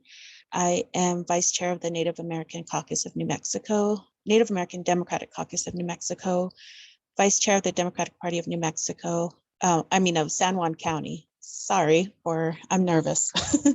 And interim chair of the Aztec Schools Indian Education Committee. And I am Taos Pueblo, Oglala Lakota, married to Navajo. I am a mother of 3 beautiful children, Cheyenne, Cash, and Sanchez Jr., 2 of which are special needs. One is gifted and one is developmental delay. I'm a graduate of the University of New Mexico Native American Studies program, currently in the master's program. I'm also a former tribal outreach organizer with the Democratic Party of New Mexico this last election cycle, where we raised the Democratic vote in San Juan and McKinley County by 18.42% this last election cycle. I have lived in New Mexico for 22 years, and I am the product of federal relocation policies and assimilation policies. So therefore, I do not speak my Tiwa language fluently and have had limited access to our tribal customs. I am listening to the meeting online, and I'm hearing what seems to be respectfully stating a disregard for suggestions to consider tribal data. I also am respectfully asking the panel to make the motion and ask the tribal enrollment offices of all 23 tribes, pueblos, and nations in New Mexico for access to their statistics, if this hasn't already been done. As a Taos Pueblo tribal member living off of Pueblo lands in Bloomfield, I do have access to resources that the Pueblo has offered, such as COVID relief funds through the American Rescue Plan. I echo the comments of my colleague Chair Isaac Dakota Casados when he said that tribal data is consistently updated as stimulus payments are being made to enrolled members. Federal law also prohibits a person from being enrolled in more than one tribe, so there's no chance of double dipping as far as tribal enrollment is concerned. There are limitations and processes in the tribal enrollment application processes that are also delayed. In my experience, for attempting to enroll my kids in the Navajo Nation was a dead end, basically. And despite my husband being 100% Navajo, this process took over a year, where we eventually decided to enroll my children with my tribe, my Pueblo, Taos Pueblo. I also know that in Taos, I like to provide some information. I also know that the precinct chair for Taos Pueblo is Mary E. Martinez. And I would also like the panel to consider any tribal elections department data that is available. Kiana Holian is an excellent resource. She is the Tribal Outreach Director for the Democratic Party of New Mexico and has an excellent network. And I hope the panel considers subcontracting with any tribal help that may be welcome. If the panel, if the tribe, nation, or pueblo doesn't have a tribal elections department or enrollment department, they should have a tribal representative that is managing that data. Lastly, I also wanted to note that unfortunately I missed the public comment portion in Farmington that I was listening to. I was informed that the meeting was to occur till 7 p.m. and was adjourned early. I would suggest that the meetings go until the time advertised, and perhaps the panel enjoy a break should there not be an active speaker line in wait. I also remember a phrase that consistently comes to my mind: work smarter, not harder. And I try to remember that when things get convoluted. Perhaps the New Mexico Indian Affairs Department has statistics that may be of help to you and your panel and your great work as they accept and study the needs of all of our New Mexico sovereign nations. Item example, tribal infrastructure funds requests, letters of intent for services, etc. Thank you so much for your time. Have a good day. Any questions? I'm available. Questions from the committee? I do have a request, if you don't mind, our community liaison. I think it would be great if you would share your name with her and contact information, if you don't mind. Yes. Conversation with you about how to, what all you've talked about as far as data sources. I too appreciate that. And then this is, we can't see you, so I can't tell if you can see us. Oh, but, yeah, I can see you a little bit. So, so in the meeting that we did in Albuquerque at the Pueblo Cultural Center just yesterday, we got a lot of input from different Native communities. I don't remember hearing from Taos Pueblo. Maybe we did, but I don't remember hearing from Taos Pueblo. So we would be very interested.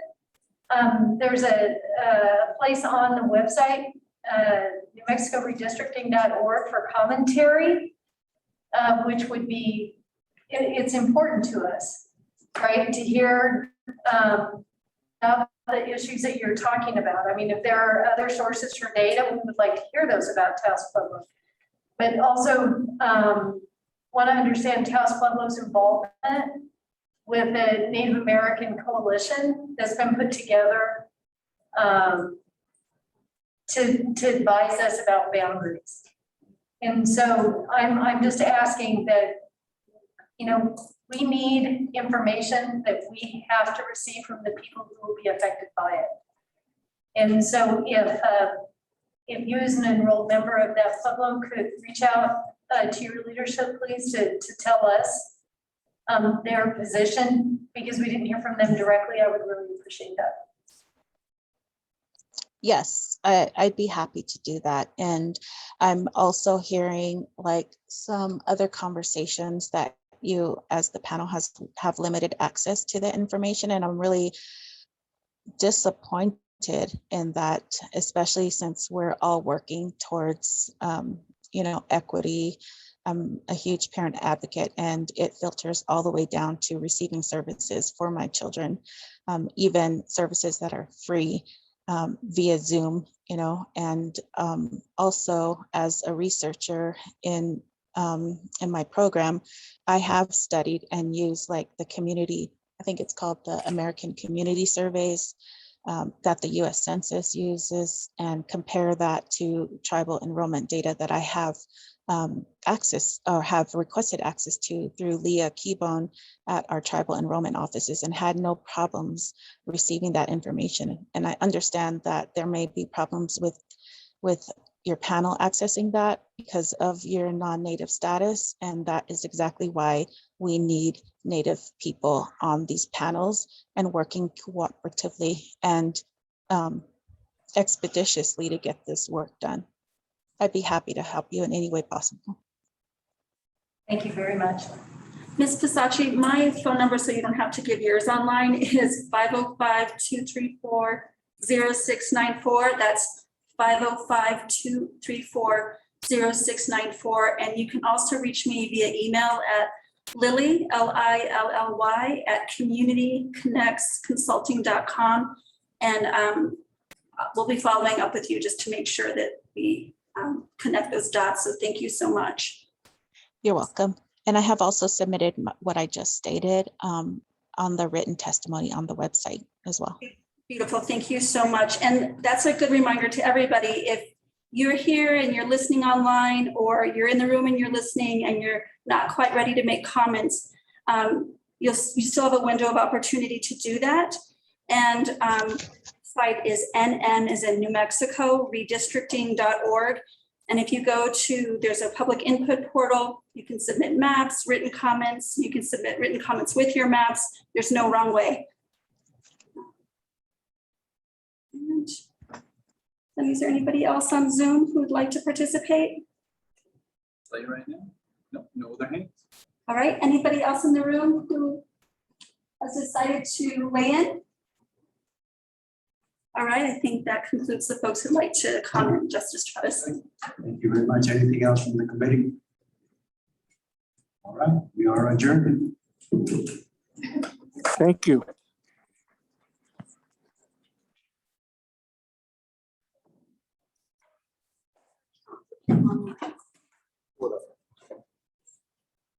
Try to save us a step for the week. It's so short. I know.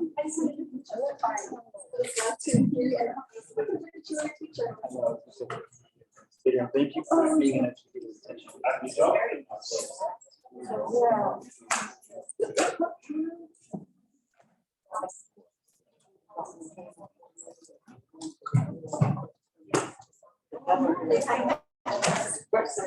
Thank you.